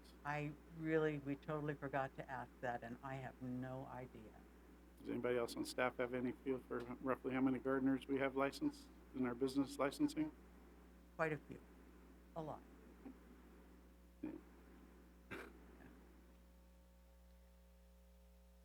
Councilman Danny Santana again. Unfortunately, we don't have that figure for you, but if we had to estimate just driving around and assessing construction and seeing what happens in residential neighborhoods, it has to be upwards of 60 or 70 at a minimum. I would say that's how many are within the city limits on a daily basis. Right. I'd guess it'd be even higher, but. Yeah, I would guess higher than that. I appreciate that, and I'm sorry I didn't ask that question in advance, but as the discussion was going on, I thought We can follow up and get you that information. Yeah, that'd be helpful, but hopefully we won't be dealing with it here. The reasons to change, as has been said, noise and air pollution. And if this isn't affecting noise, if you look at the outreach results, that was probably the top reason people wanted to make a change, is to solve the noise problem. And in my opinion, it doesn't, except for that we're kind of constricting the hours that they can operate the equipment, which is a little benefit, but not a significant one in my mind. I still like the idea of where we have funding, like through AQMD, to help offset the cost of the purchase, where we help people move to a new technology by providing an financial incentive to do so. I think that's our window of opportunity to try to get people to move to electronic leaf blowers and other gardening equipment. And so I know AQMD has been offering this for as long as I can remember. Back in the 10 years ago on environmental, they were offering the lawnmower upgrades and other types of electric gardening equipment upgrades. You kind of indicated, but was there a dollar amount that's available? You said that they provide up to 2/3 of the price of the. Can you elaborate on what the financial incentives that AQMD is offering and how much money is available for that? The one thing that I don't have information on is exactly how much they have available. They did just reauthorize 50K, but according to the information that we got this morning, that was for batteries. So I'm not sure what their number is for actual equipment. But the equipment, the program is pretty nice for equipment. For a backpack blower, the program price with the 3 batteries would be $1,088. And the customer with the exchange program, you'd have to bring in a working gas leaf blower and you would exchange it, and it would cost you $272. So it's a pretty significant savings when the program is funded and available. But it is pretty popular, so it does. Right, and without that financial incentive, I wouldn't feel comfortable imposing that financial burden upon our residents and our businesses that provide this service. And so my feeling on this is that I would consider moving forward with a ban on gas-powered, but provide a lot of outs. One is that we can't enforce, and let's just say we're not going to enforce. And I realize that that kind of takes away the whole purpose of doing that, but let's push the issue of the financial incentives that are available to people to say, hey, if you really care about, the environment, we're going to help you identify the incentives that you can go out and upgrade your equipment. Let's do that. Let's you move forward in trying to get people to switch to the new technology, and hopefully they'll like it and they'll be able to move forward. And I think that maybe what we can do is, if we allow that to happen and say we're transitioning to a ban on gas-powered leaf blowers and other gardening equipment, that maybe at some point in time we would actually make it a much more stronger ban where there's some level of enforcement behind it, if that was possible. But the fact that we can't enforce it makes it a voluntary program. And that's where I have a whole problem with this whole thing. I would love to see people moving to the new technology, but if there's no incentive for them to do it, knowing that they aren't going to be enforced upon, or very little likelihood of that, what's the incentive for anybody to do it? And then why have our public all upset and frustrated because they call to get enforcement and we can't do anything about it? So that's the part that's driving me crazy on this. The other thing that I had suggested back years ago was, in an effort to try to minimize the noise factor, was to restrict the days that gardeners could work in a particular neighborhood. Like, for instance, say gardeners could only work on the day or two before street sweeping, and then the rest of the week is off limits. And they'll obviously have whole different areas of the city that they can work at every single day, but that would limit them in a particular neighborhood. And I think that would be an ideal way, is that now instead of 5 days or 7 days a week, I'm only going to hear blowers 2 days a week. And that would create a solution to a lot of the noise problem in my mind. And instead of hearing the noise all the time, I hear it just a couple of days, and much more, in my opinion, tolerable. So I know that's not even an option that we're talking about here today, and I know that would also be an unenforceable effort, but it's just, that was my pie in the sky idea for trying to help the noise aspect of this. So I'm really at wit's end as to what to do. I'll listen to further comments from my colleagues, and we'll see where this ends up. Thanks. Thank you. Councilmember Ashcraft. Thank you. I won't take very long. I just have a couple of points. One question, did you say the AQMD program is for residents as well as businesses, or no? No, it is for businesses, government agencies.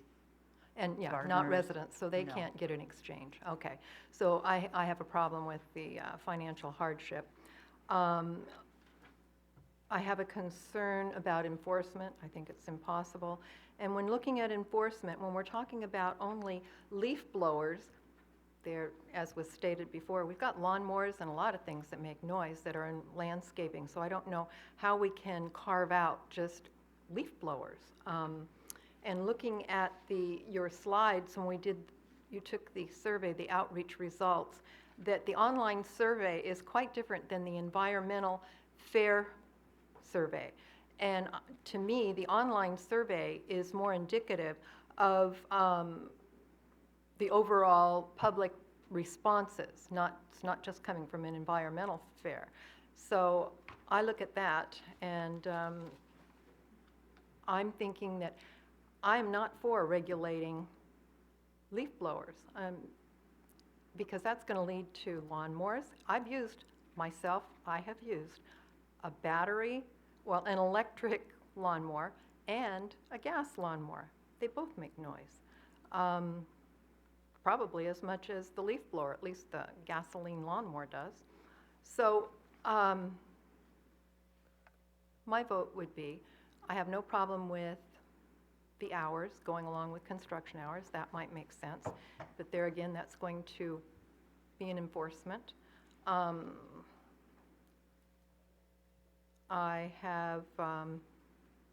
think that it will be a natural transition.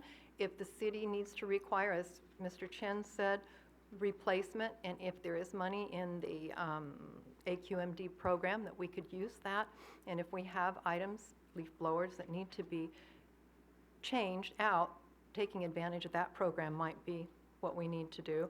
I do believe that there will be a natural transition without government intervention and control as the quality of electric leaf blowers increases. That when people use their gas leaf blowers and lawnmowers, as the quality of the electric items increases, the quality is getting better. I mean, it's getting better and better all the time.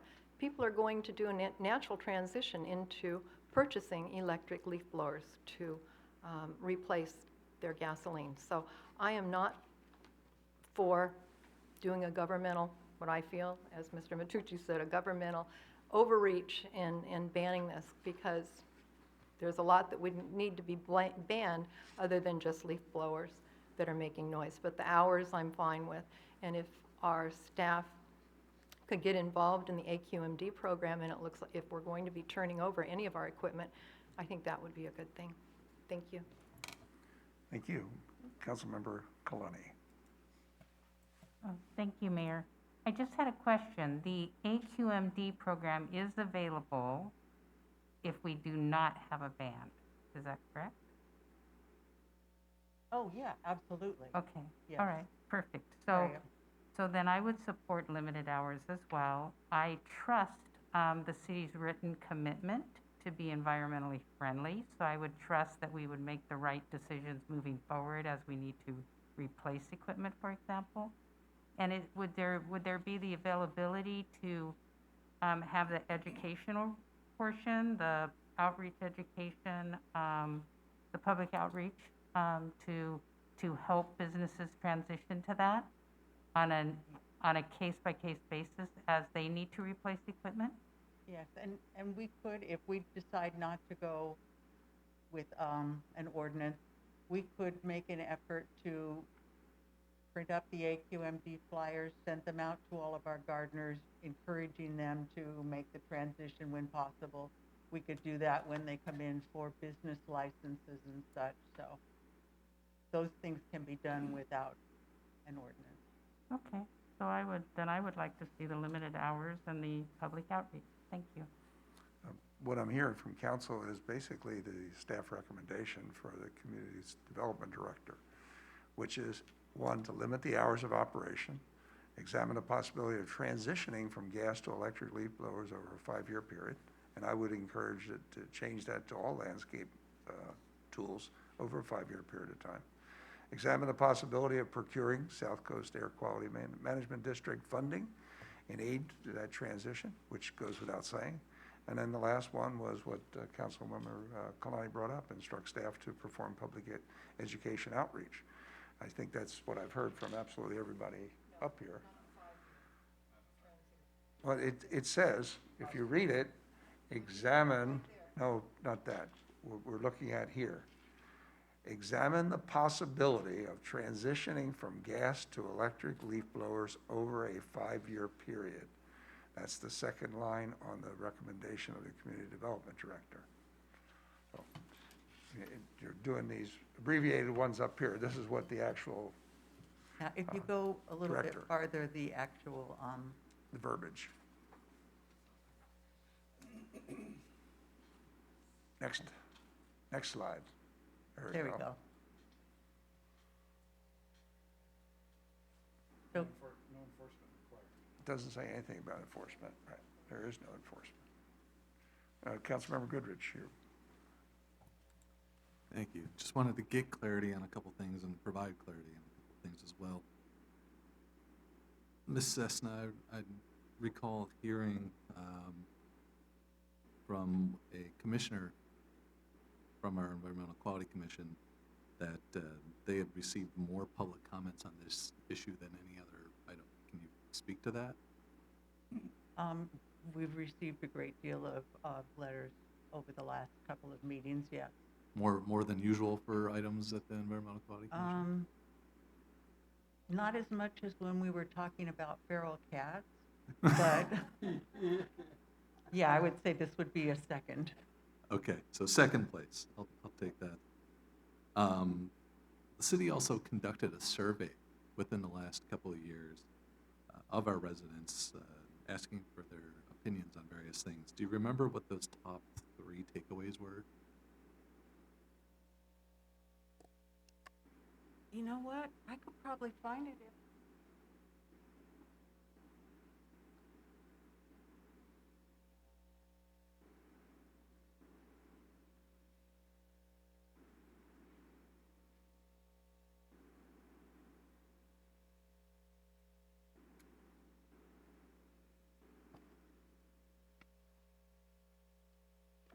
Had I known, I would have brought the data booklets too with the surveys.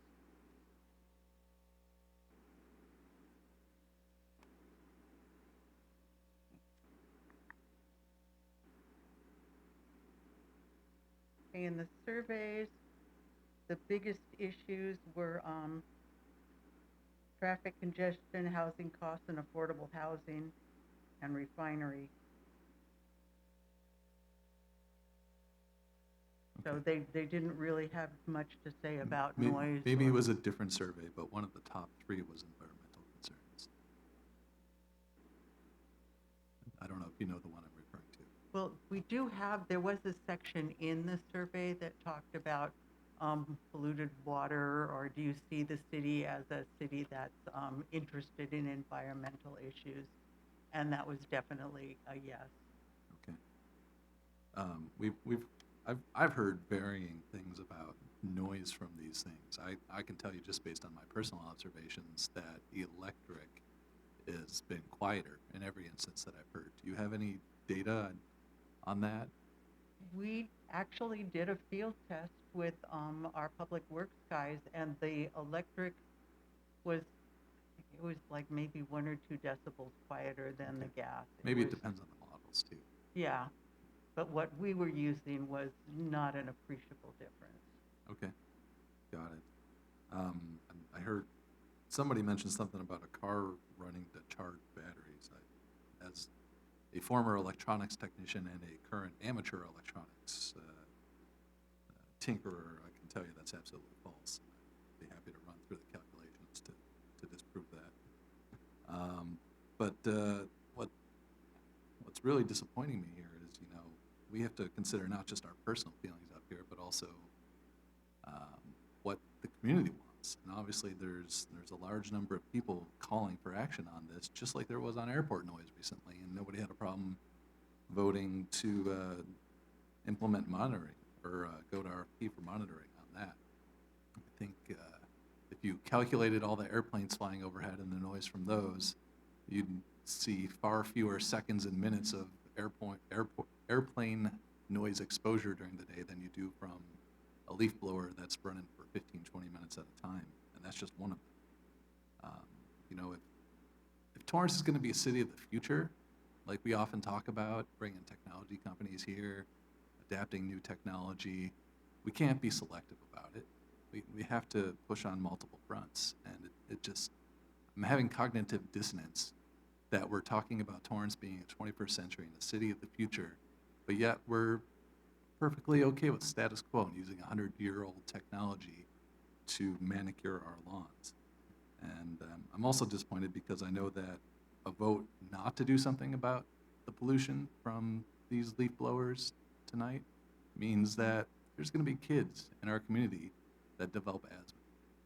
There's going to be premature deaths from elderly people because of the particulate matter. So I'm hoping that somebody else chimes in here with a change of heart after hearing that, and that we can take some action on this. All right. Anything else? If not, then I'll take a motion to either concur with the Environmental Quality Commission or the Community Development Department Director, or a motion just to accept the file.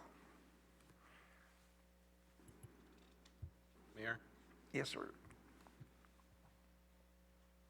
I move that we limit the hours of operation to conform to existing construction hours per section 46.3.1 of the Torrance Municipal Code, and also invest in public education on the environmental benefits of voluntarily switching to battery-powered gardening tools, and also seek financial programs to help the general public, including businesses, transition to battery-powered tools.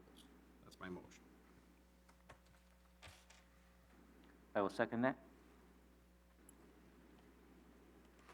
Start voting, please.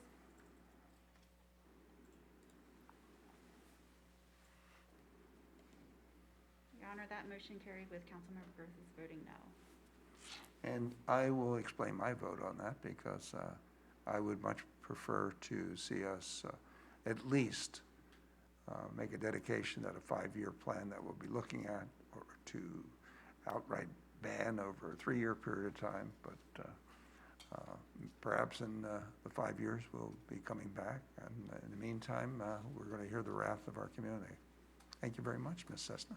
And we will be bringing you back then an ordinance which will codify the hours of operation for leaf blowers. Thank you. Thank you.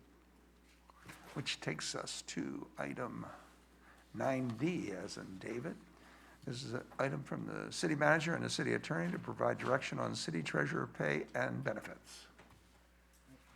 Yes, good evening, Mayor and Councilman. One second. Councilmember Griffith. Yes, thank you. Yeah, I've been advised that I may not participate in this item, 9D, because it is reasonably foreseeable that the vote regarding the pay and benefits of the office of city treasurer, for which I am running, may increase or decrease my personal finances by $500, so I am recusing myself from agenda item 9D, and I'll be back when you're done.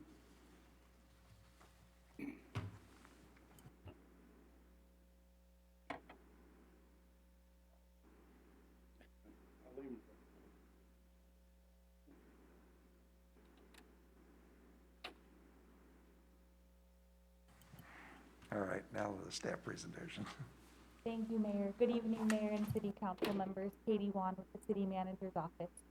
At the City Council meeting of May 4th, 2021, Councilman Goodrich received concurrence from the City Council for staff to bring an item forward to discuss the pay and benefits associated with the position of City Treasurer. The City Treasurer is an elected position. The attached resolution in tonight's item identifies the wages, hours, and working conditions for the City Treasurer beginning November 25th, 2018. The current City Treasurer pay point is $5,424 monthly, effective with the term that began on July 10th, 2018. It should be noted that the next election is June 7th, 2022. At this time, the city manager and city attorney recommend that City Council discuss pay and benefits for the position of City Treasurer and provide direction to staff. Thank you. Thank you, and for clarity, this does not impact the current treasurer. We are talking about the possibility of setting wages, hours, and working conditions for the whoever is elected, if someone is elected in June of 22. That's correct. Thank you. Councilmember Goodrich. Yes, thank you for that clarification, Mayor. I know the Daily Breeze quoted me on this issue since I brought it forward, and I think it was a little bit mischaracterized as to my intent, which I believe was assumed. The intent of this was only for a future elected position after the next election. And I think the benefit of doing it that way is because that way you don't surprise anybody. We're at the very early stages of a political cycle here, and I think it's best to get this out of the way instead of doing it after somebody's been elected, and it's not exactly fair to cut somebody's pay after they were elected and pulling the rug out from underneath them, basically. If they go in and get elected for a 4-year term and have everything and planned out in life to be able to do this position for X amount of pay, and then all of a sudden, bam. Well, it's just a matter of fairness, I think. So,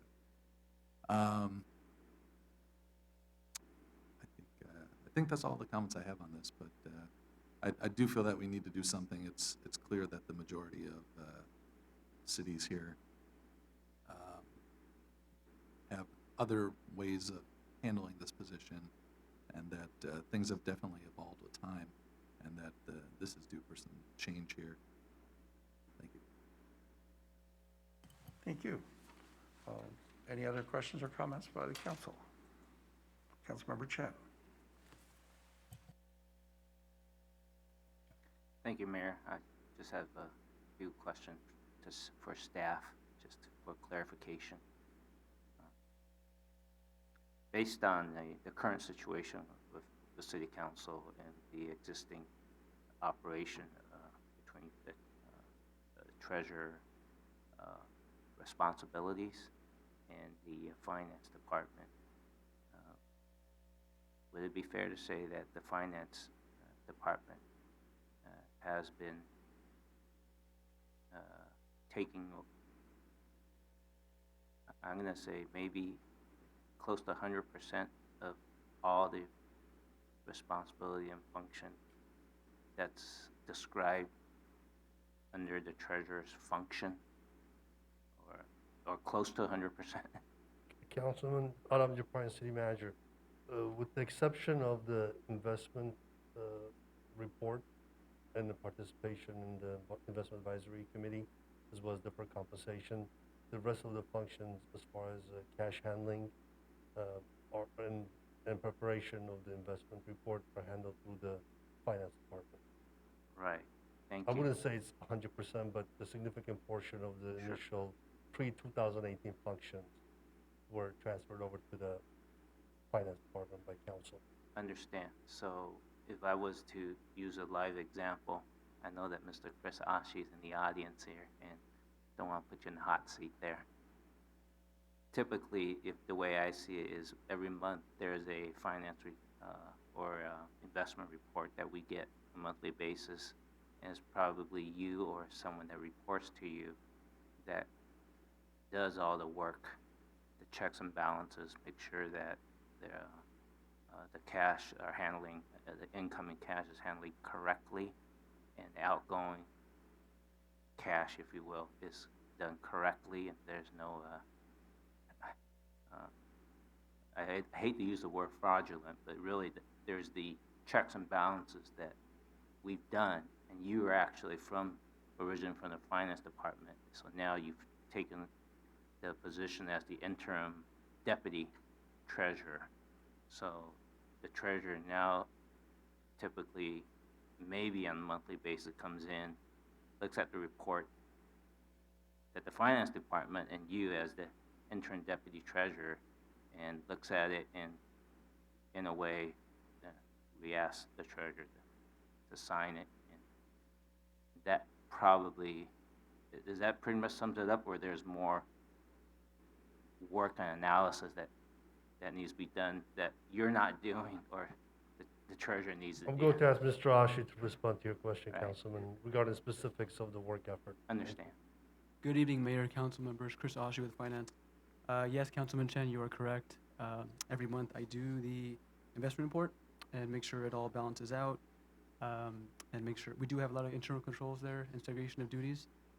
I do prepare the monthly investment report, and monthly I would send an email to the city treasurer asking if there's any comments to review, and she's been signing it, and your statement's correct. Yeah. Okay. So when she signs it, does she actually come into the office and sign it, or it's like you send an email and it's to the treasurer and it's signatured and then it's PDF back, or how does that actually work? Yeah, typically? it's your second comment. So she's been electronically signing it. So I'll email her the report. She'll sign it electronically and email me back. Okay. So in a way, the finance department pretty much has, near 100% taken over all the tasks and responsibility, checks and balances, short of the signature. Councilman, significant portion of the functions that were transferred over by council action are handled by finance department. Okay. I think I understand. I know that, that was not the intention originally for the elected treasurer's position, but in the last couple of years, it has become that way to be the norm, at least until we determine what we're going to do with June 2022. I may come back with some questions, but I'm going to let Councilwoman Ashcraft ask some questions and comments. And if I could just jump in real quick, the city treasurer still does the investment. I think that should be on the record, that he's still doing the investment, and then finance worked with her on that as well. Thank you. Councilmember Ashcraft. Thank you. The city had a ballot measure on, for the electorate to vote on that would have made, it was the option whether the residents wanted to have a treasurer elected or appointed, which means hired. It was pretty much almost overwhelming that the residents, those voters, wanted to keep the position as elected. And the main reason behind that was they wanted to make sure that there was transparency and oversight by someone other than the finance department. Whether I agree with that or not, that's a moot point right now. If there is a new treasurer elected in the next election, could be assigned the items and responsibilities that were removed from that office, again, depending on council's preference. And that was the reason that the salary was changed. It was because responsibilities were taken and given to the finance department. For whatever reason, our treasurer at the time was not participating. And those were the reasons. So I look at this salary and position as being, wanting a competent person, and I think that changing the salary any more than what has been changed would be a detriment to that. So that is my feeling right now. Thank you. Councilmember Kalani. Thank you, Mayor. I guess similar to what Councilmember Ashcraft articulated, I think that there is, am I correct in saying that there is a list of responsibilities outlined in our charter? Patrick Sullivan, city attorney, yes, there is. And whether those have been done up to now or not in our current environment is not the point that I'm trying to bring up. I believe that the size of our city, the list of responsibilities that are in place, support having a compensation for that position. And those are my comments. Thank you. Thank you. While I respect everybody's opinions on this, I have my own opinions on this as well. And I believe that everybody who sits up on this dais performs very important oversight to the city, not just financial oversight, but fiscal oversight, as well as oversight of the employees, oversight of the actual territory of our city. A lot of responsibility attached to that. And I don't know that there's an equal amount. I do know that there are safeguards in effect, while the name itself of the title of the position, treasurer, sounds so much more imposing, but as we've learned, a lot less items have to be taken care of by a treasurer, as most cities in the South Bay, as well as this Southern California and Los Angeles County. I believe that the salary and benefits for the elected treasurer should be the exact same amount as the salary and benefits of your elected city council members and your mayor. I know how many hours a week I put in, and I do that because I was elected to do that.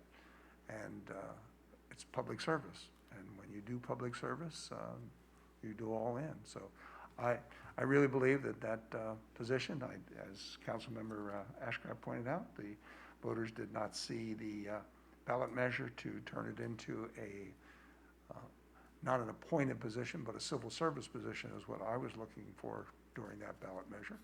So it'll be an elected until there's some changes to our city charter.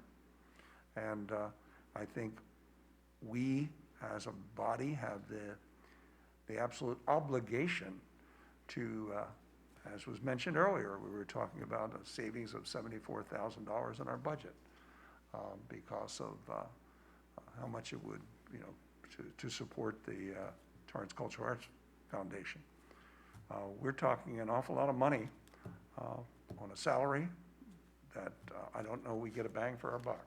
I think we get a much bigger bang for the buck that we get from our city council. So I think I would only support a salary and benefits the same as the mayor and council, and that would, I think, suffice. No other comments or questions? I'll take a motion to either make the changes or to accept and file, or however the council sees fit.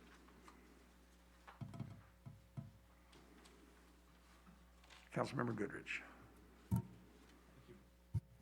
Thank you, Mayor. I'd like to make a motion and ask staff to bring forward a resolution to set the pay and benefits equal to that of the city council effective after the next election.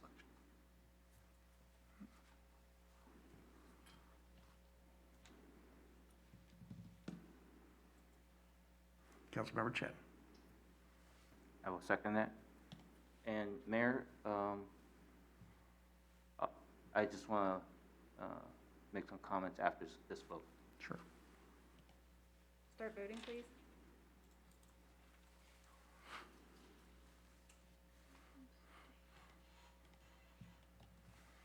Your Honor, that motion fails with Councilmember Chen, Goodrich, and Mayor Fury voting yes, and Councilmember Griffith recusing himself. Councilmember Chen.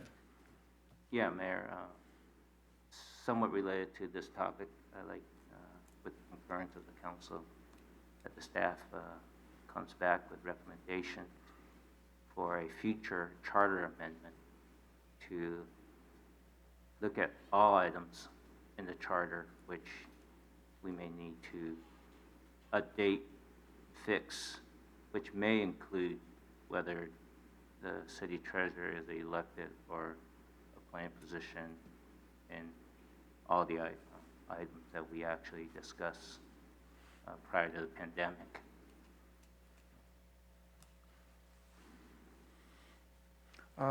Do we want to take a vote on this, or is it concurrence enough?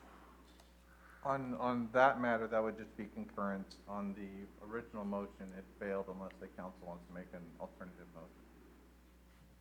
So for Councilman Chen's comment, that would just be a concurrence. And do I have concurrence for everybody for that? We do. We have a 6-person concurrence on that.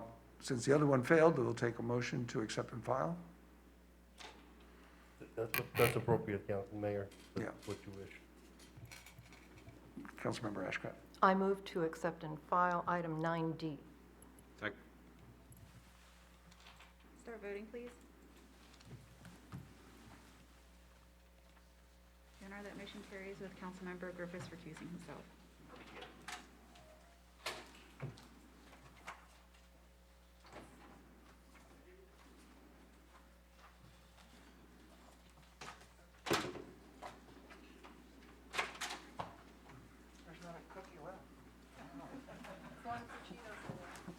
He did leave the Cheetos, yeah. All right, that takes us to item 9D. I'm sorry, that was the 9E, and that's from Public Works to adopt resolutions for the lighting district, number 99-1. Good evening. Good evening. Thanks for hanging in there with us. Yeah, we got through it. Steve Fenton, Public Works Department.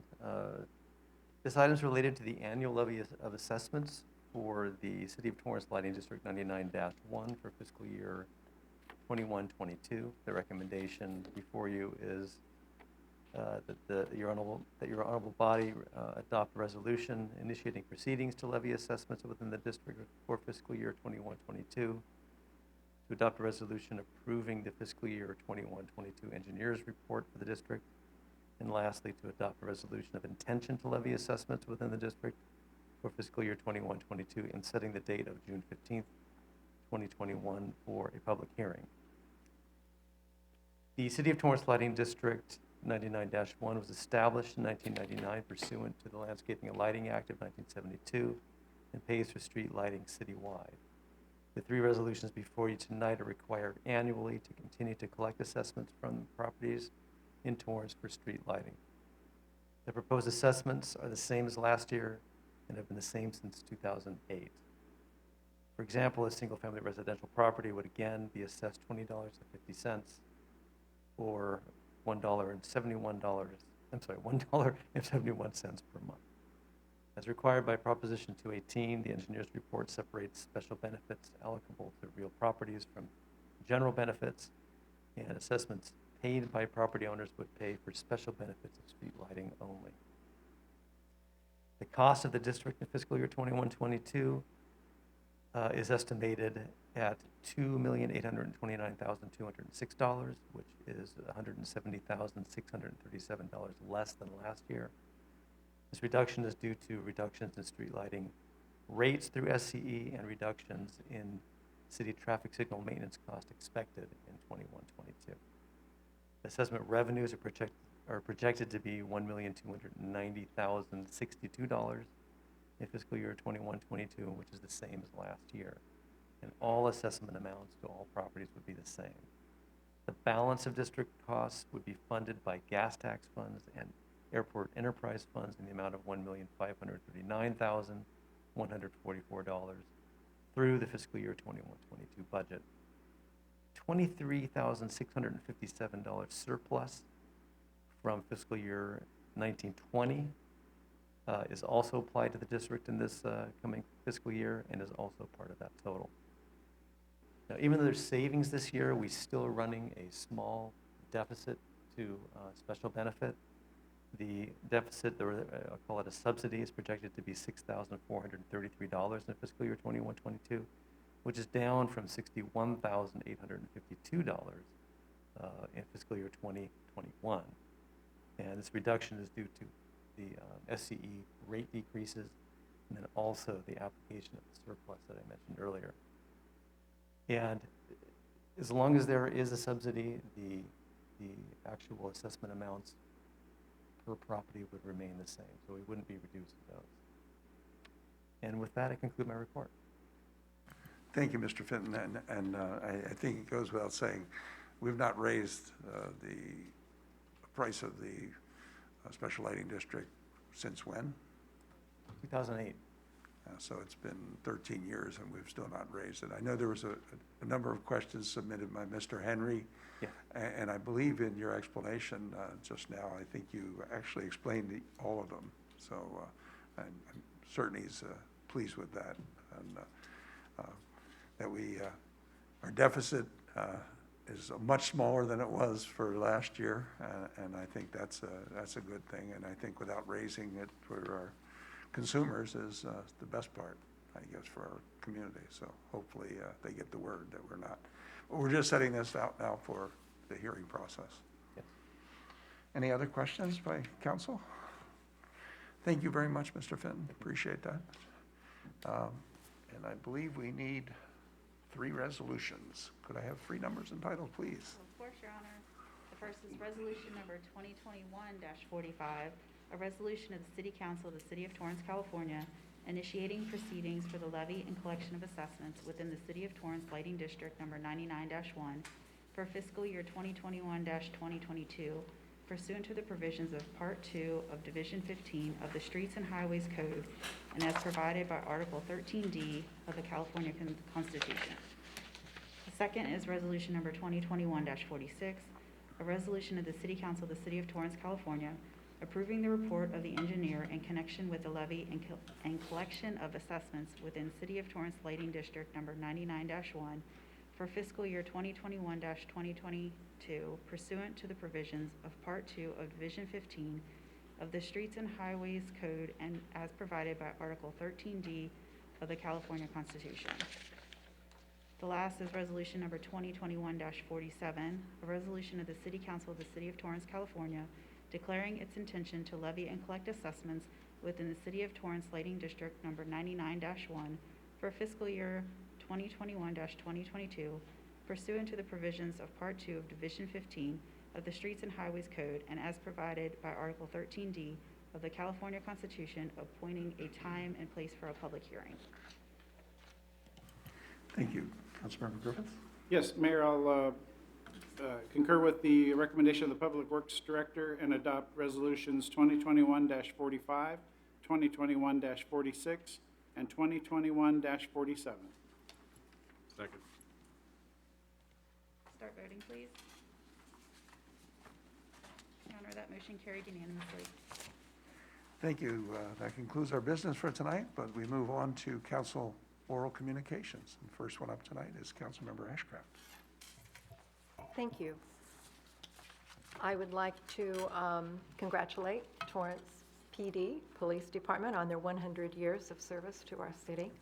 Also, congratulations to the Torrance Women's Club, their 100 years of existence. And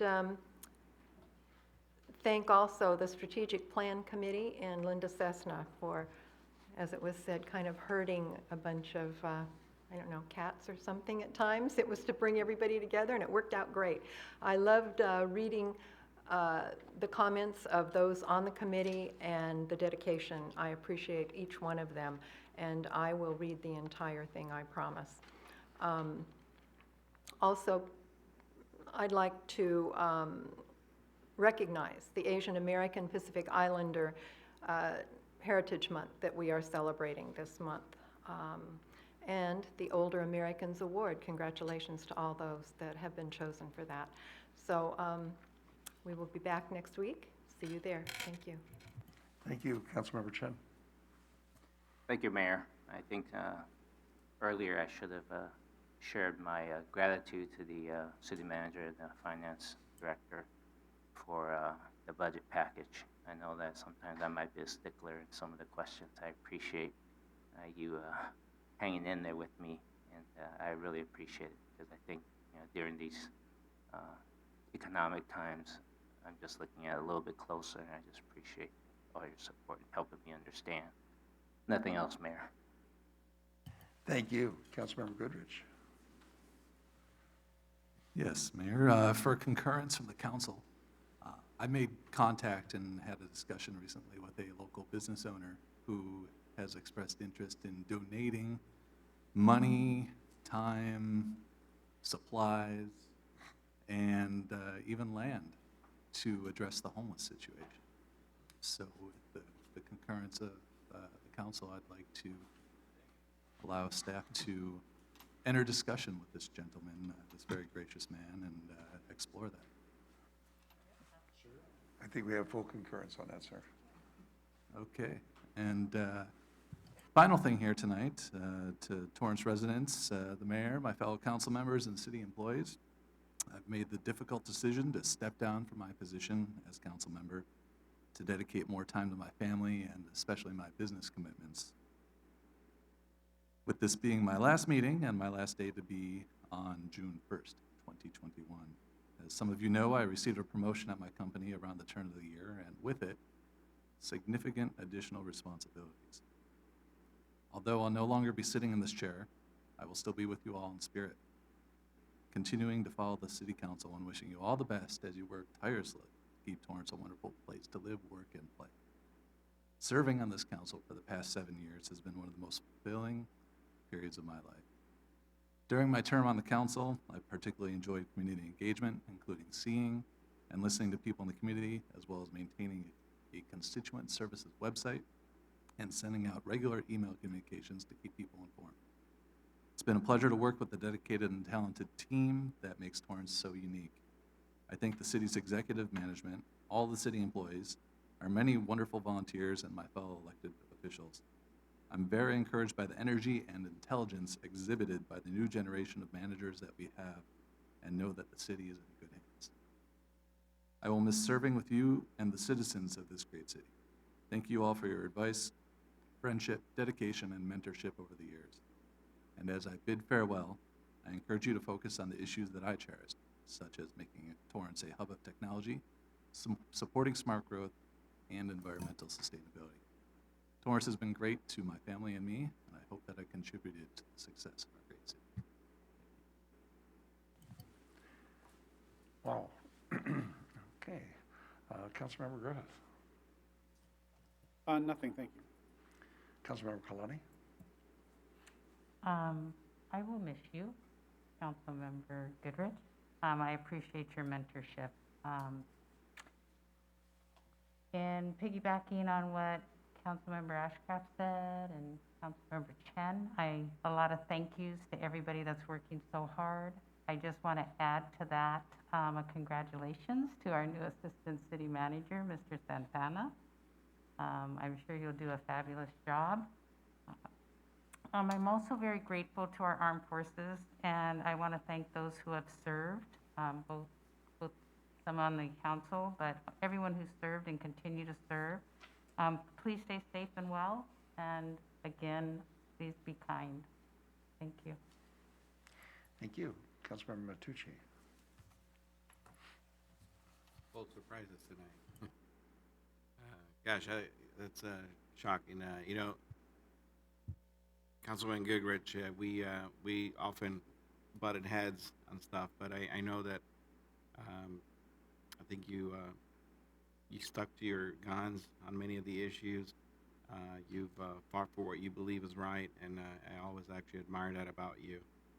With you is what you see is what you get, and I think that we might be on different political spectrums, but I do respect your time working together, and I think I can speak on for myself on this, that you were actually a great mentor. You know, besides besides that little trick you played on me when I first came down here about the key, I think you gave me a lot of great advice. Guys, I didn't really expect that.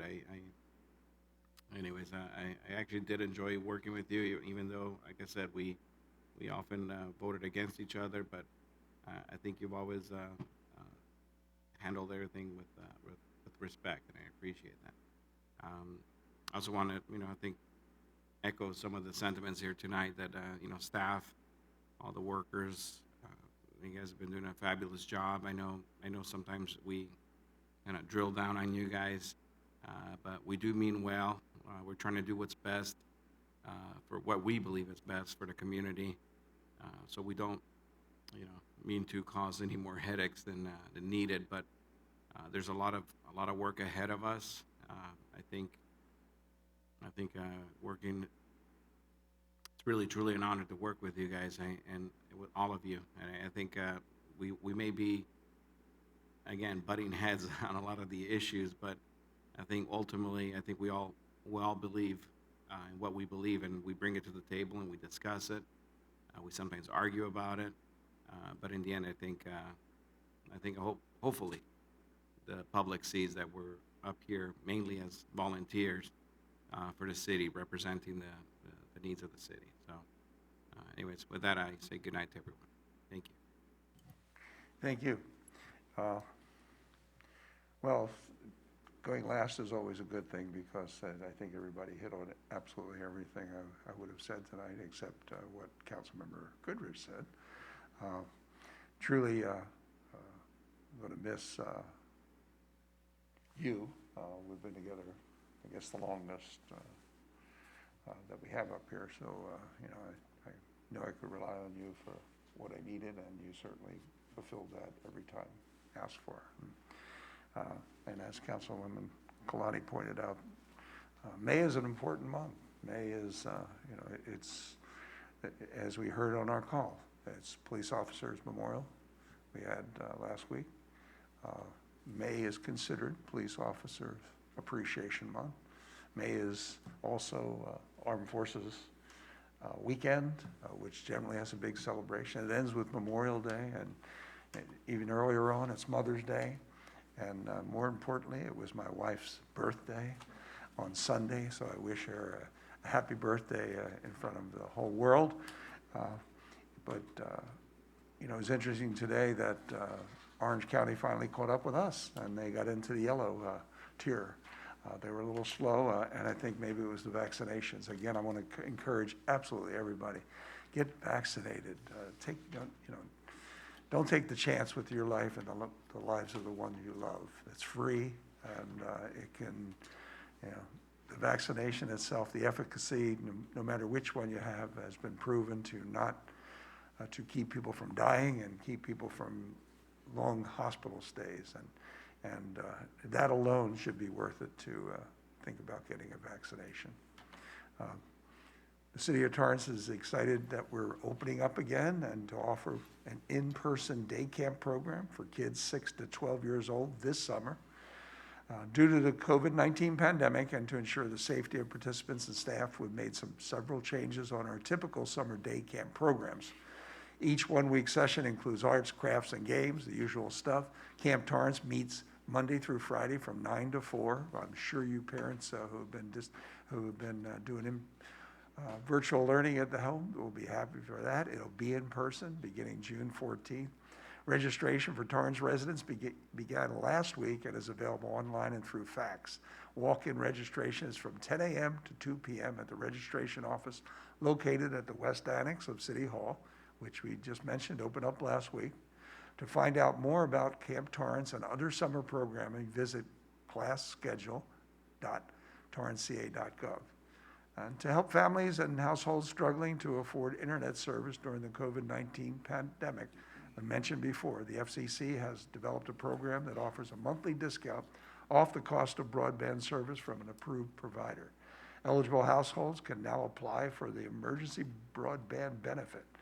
To find out if you qualify and how you can sign up, visit fcc.gov/broadband benefit. And always, for current information concerning COVID-19, follow us on social media and visit torranceca.gov/COVID-19. I encourage everybody to sign up for Torrance Alerts. You get that information in real time. For daily updates, tune into City Cable or torranceca.gov and watch live COVID-19 Today, Monday through Thursday at 4 p.m. and Weekends in Torrance, which airs every Friday, Saturday, and Sunday at 2 p.m. With that, I'll take a motion to adjourn. Is anybody ready? I'm ready.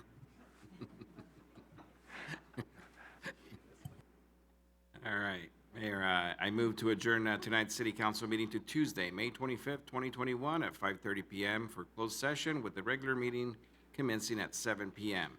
in compliance with the Governor Newsom's Executive Order N-29-20, which suspends portion of the Brown Act, Governor Newsom's Executive Order N-33-20, stay-at-home order issued March 19, 2020, and the County of Los Angeles Public Health Officers reopening safer at work and in the community for control of COVID-19, blueprint for a safer economy. Yellow tier risk reduction measures issued May 5th, 2021. Members of the Torrance City Council and staff will participate in this meeting in person or via teleconference or other electronic means. The council chambers will remain closed to the public in our continuing effort to practice social distancing this is a long one, to reduce the spread of COVID-19. Members of the public are encouraged to watch the meeting via cable, Channel 3, Spectrum, and Channel 31 on Frontier, streaming on torrentsca.gov, also on Facebook at City of Torrance, California Government, CA Government, and YouTube channel Torrance City Cable. Second. Start voting, please.